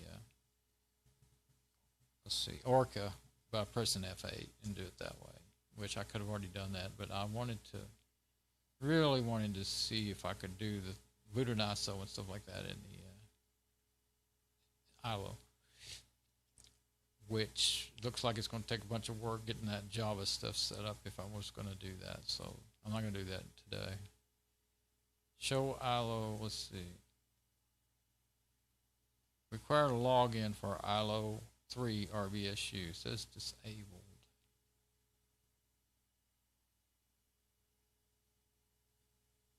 Oh, require login for, I guess that would be in the, you know, like in the BIOS during the post. So I guess, yeah, I wouldn't want that. Show iLO 3 IP during post. Yeah, I think I've seen that. Serial command line interface status, enabled authentication. Okay, serial command line interface speed, 9600 bits per second. And if they're talking about the physical, there is a serial port on here, and I guess they're talking about that, yeah, especially if that's slow of a speed. They're talking about the physical serial port. I wasn't sure when it was in that, in the manuals, if it's talking about a virtual serial port that you could do over the Ethernet, or if it's talking about the real serial port on the back of the machine. You'd have to.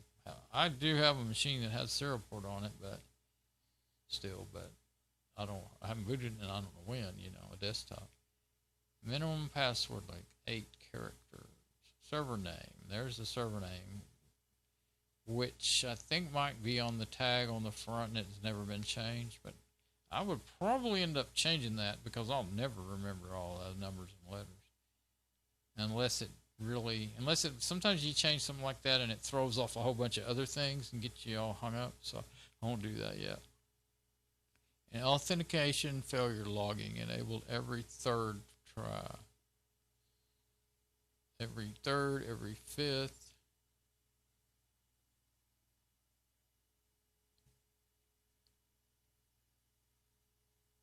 I'm not that good, so I'm gonna change it to every fifth. There we go. So that's pretty simple to use those things. They do work. It's a good way to find out if something works. Security. Yeah, there's those. What did I do? Go backwards? Must have. Oh, maybe not. No, I didn't. I saw public key path. Oh, okay. So I guess if you put a public key in there, probably build a. You save a. Where do you put the private key?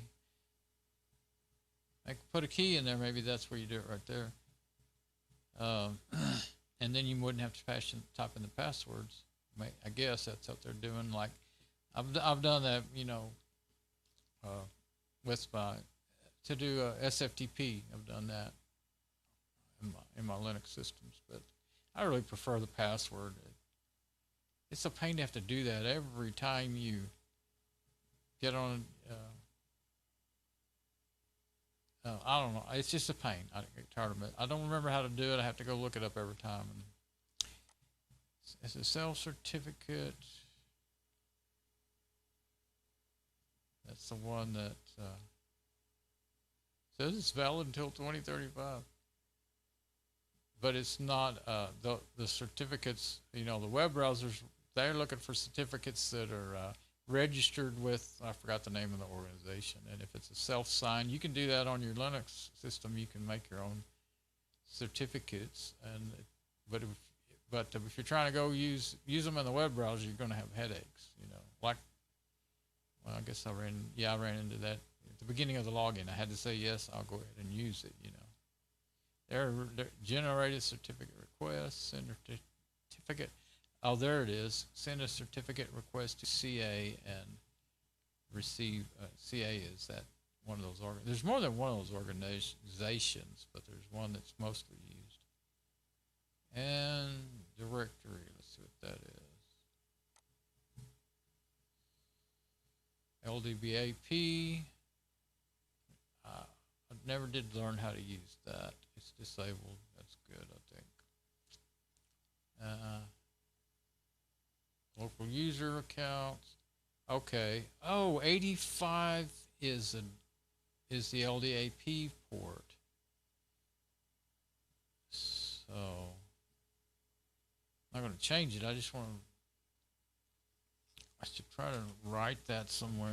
Most of that where I have that written. Port 85 is for LDAP. Then I'll know that don't need to mess with that unless I'm actually going to set that. The LDAP directory server is the one that I'm familiar with, but I started messing with it back in Windows XP. I used to, what is it, Windows IS ISS or something like that server. I set that up on my machine just trying to learn about servers.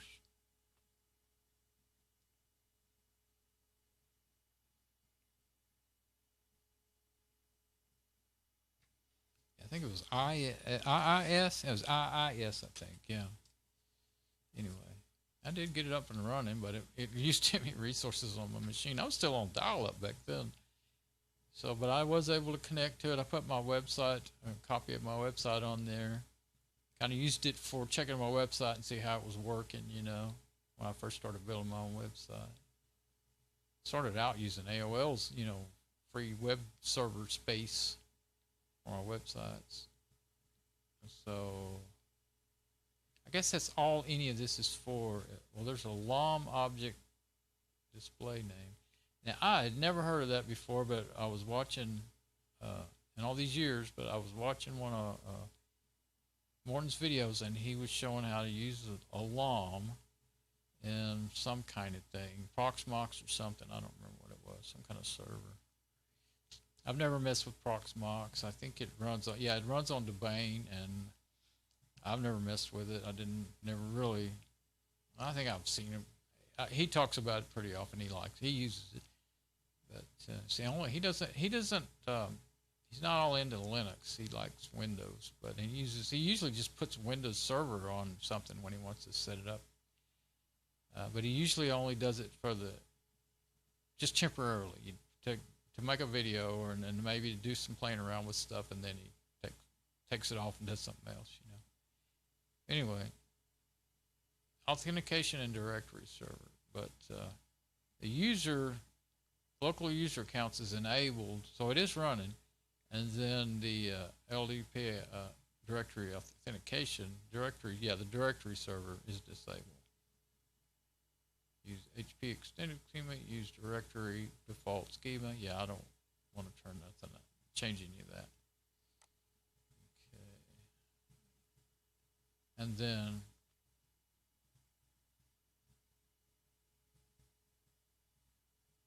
got to restart the lights out to get any changes in here to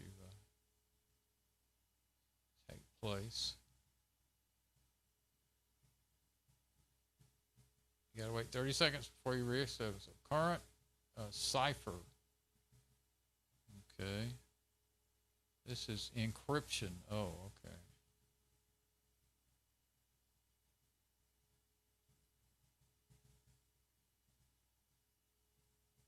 I don't know what. Oh, AES. I don't know what AES is. That's routers use that. Can't read the other ones. And it's disabled. Okay, and HP SIM SSO. Trusted none SSO disabled. Single sign-on trust mode. Oh, okay, that's what SSO is. Yeah, I don't know. Looks like you could maybe have if you were using it, looks like maybe you could have it send a, can't read that input. I'm not sure what that is, but I'm not going to mess with that. Remote console. There we go. Now what do we got here? Remote console computer lock. See, remote console computer lock settings. Disabled. Key sequence. Integrated remote console trust settings. Secure IRC requires a trusted certificate. IRC, that's a chat protocol, been out forever, and I never have used it. Unless they're just happen to be using those letters, and it's not anything to do with that. I was thinking it might be a local chat, you know, set up IRC locally in your local network. I don't know. Okay, Windows, remote console computer lock. Windows custom disabled. I wonder if that is got to be turned on before I can use the remote console that I was looking at way up there. I saw this before, and I decided not to mess with it. Custom, I don't know. I mean, custom, I wouldn't know. Key sequence. Yeah, Yeah, I think I can get myself in a mess there.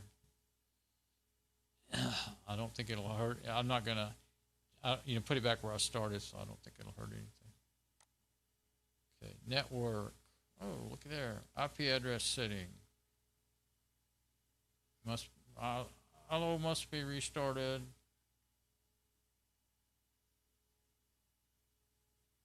Make any of it take effect.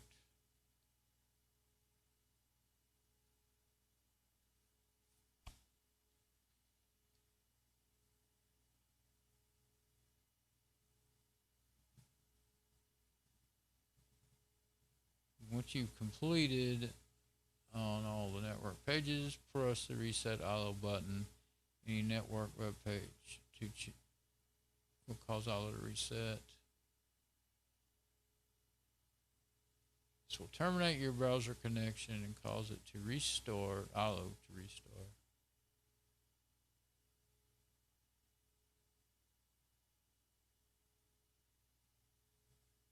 Save, reset iLO down there. Okay. Enable DHCP. That's all. Most of it's all checked and active. And there's the IP in there. And subnet mask. Of course, this was all got it from DHCP from my router. There's my router's IP address. So, yeah, this is not something I want to mess with. I mean, you could if you needed to set it manually, but I just set in my router like I showed right when I was trying to figure out why I couldn't log in. I used to tell my router to always give this machine the same IP. I just now realized that I don't know if it's because the server's running loud now and I can't hear the laptop, but I've had it playing forever now, but not the audio. Or did I? No, it was playing. I think I'll close that Firefox before it ends up giving me trouble. Could be running hard and I don't hear it, but I think I would. But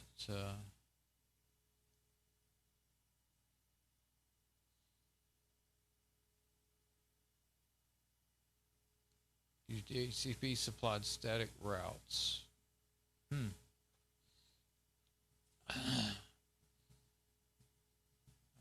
guess you. Oh, it says use them, but I don't know. That's not something I know how to use.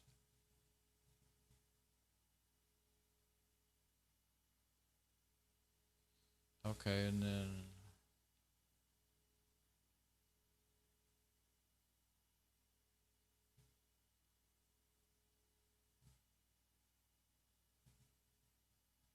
there's the host name. Okay, so that is the host name, PM1 so and so so and so.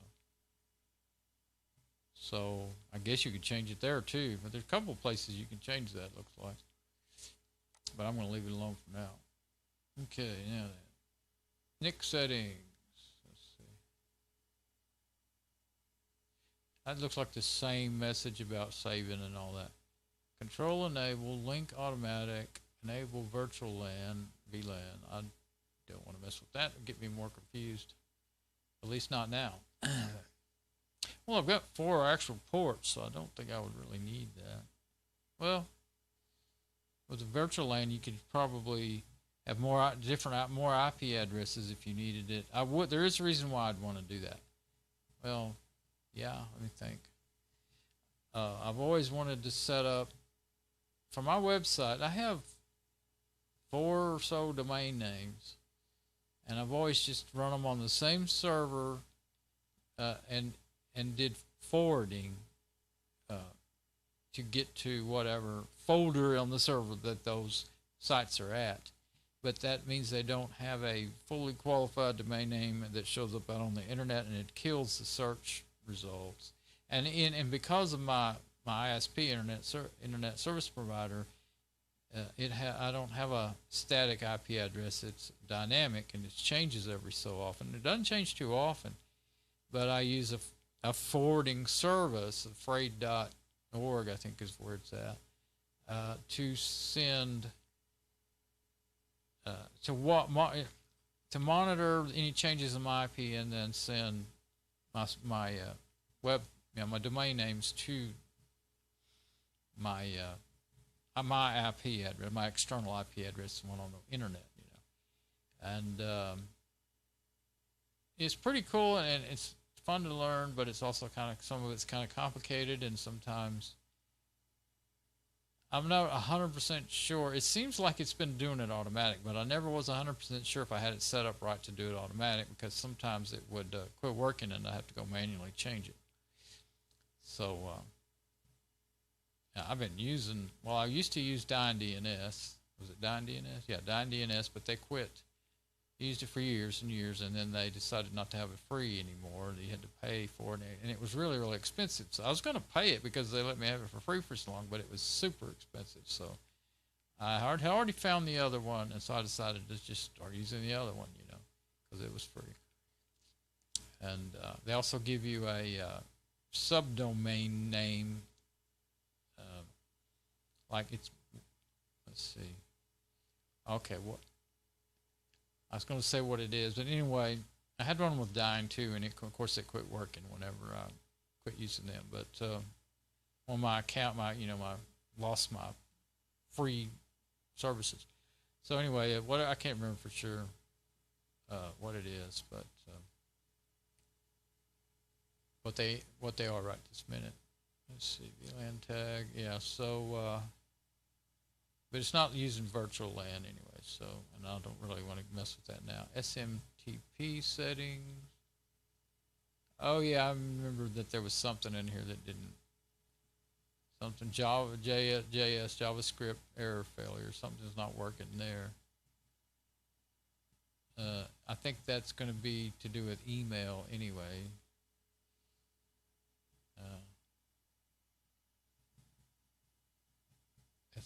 SNTP. No, I think email's SNMTP. So I'm not sure what that's about. Okay, and I may end up doing just what I did last time, going through everything in here, but I can't remember it, and I've only been through it once, before, so.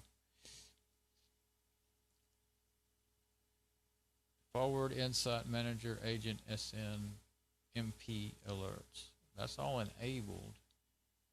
Wonder if it's working. That other part showed an error there. It might still work, just to that one page on this. This is a website right here that we're looking at, and it might be that one page has some error on it. Yeah, for alerts. So it'd be like intranet emails, not out through the internet, but well, it could maybe send them out through the internet, but yeah, I see you put your destinations. Actually, you probably would go through the internet. You'd put your, well, I'm not sure if that's for email addresses. Especially since you saw that IRC, it could be an IRC message.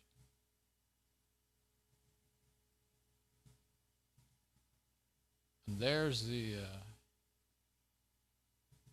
agent URL. 2381. Can't select it. 2381. I want to see if you can go there.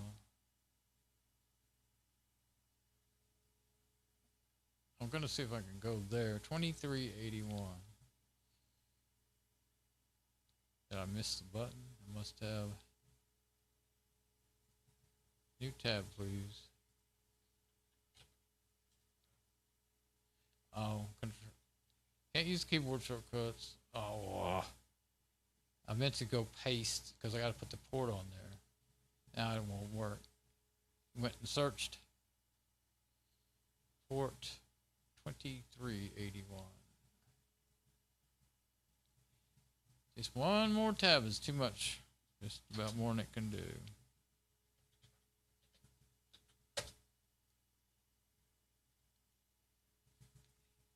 Yeah, if the machine's going to run that loud right there, that's just no good whatsoever.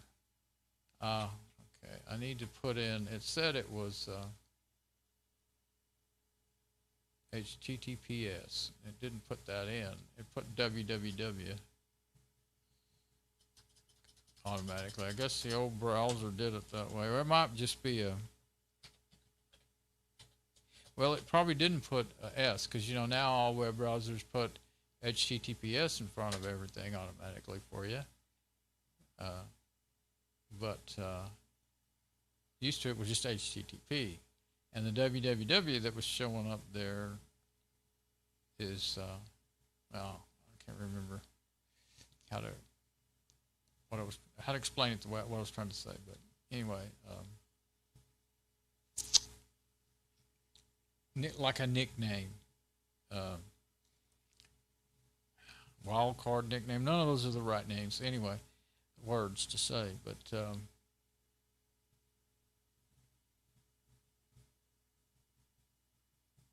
virtual media, that was the thing I was most interested in, and I don't have any set up, so there wouldn't be any point in going to that port.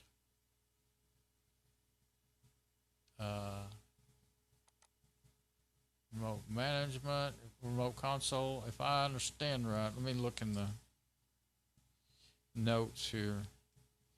I should probably check my stream while I'm.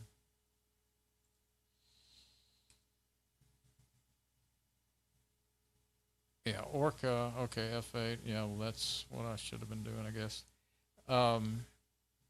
ACU browser utility. Yeah, can boot to ISOs and all that. So I never did see the ACU acronym in here though.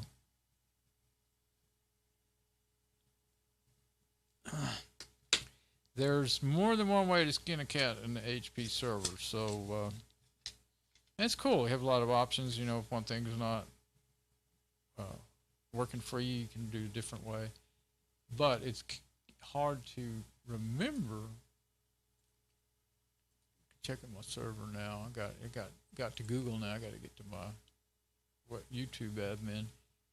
It's hard to remember because there's more than one way to get to the same end, you know. So it gets hard to remember.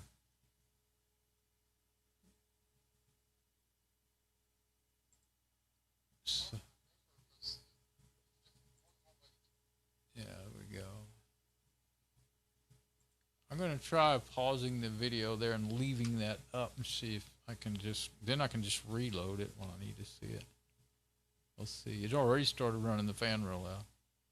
But I'm looking at my notes trying to see if I can figure out if some of the stuff I wrote down in the notes is talking about this right here.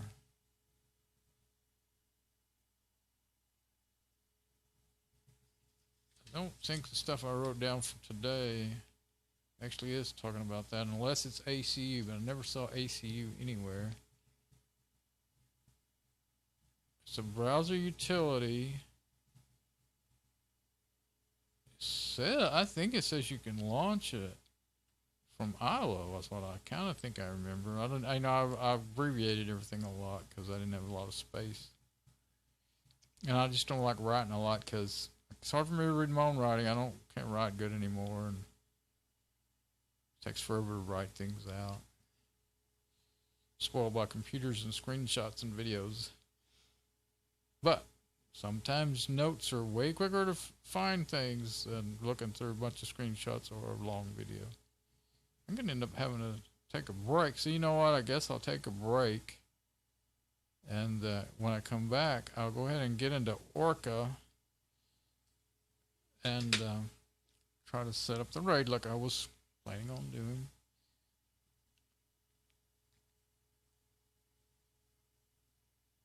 And yeah, I'm not going to get into all that.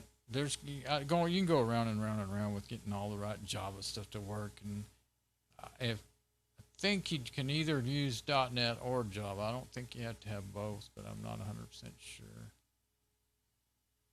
Yeah.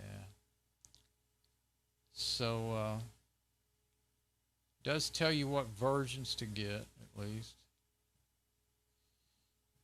So I think I'm going to shut the machine down from here. Let's see.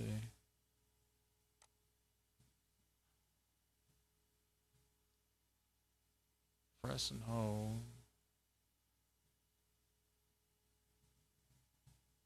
I think that will shut it down right there. That'll power, yeah, that powered it down right quick. Okay, so I'm going to go, and I will come back after a little bit, after I've had my break. See you later.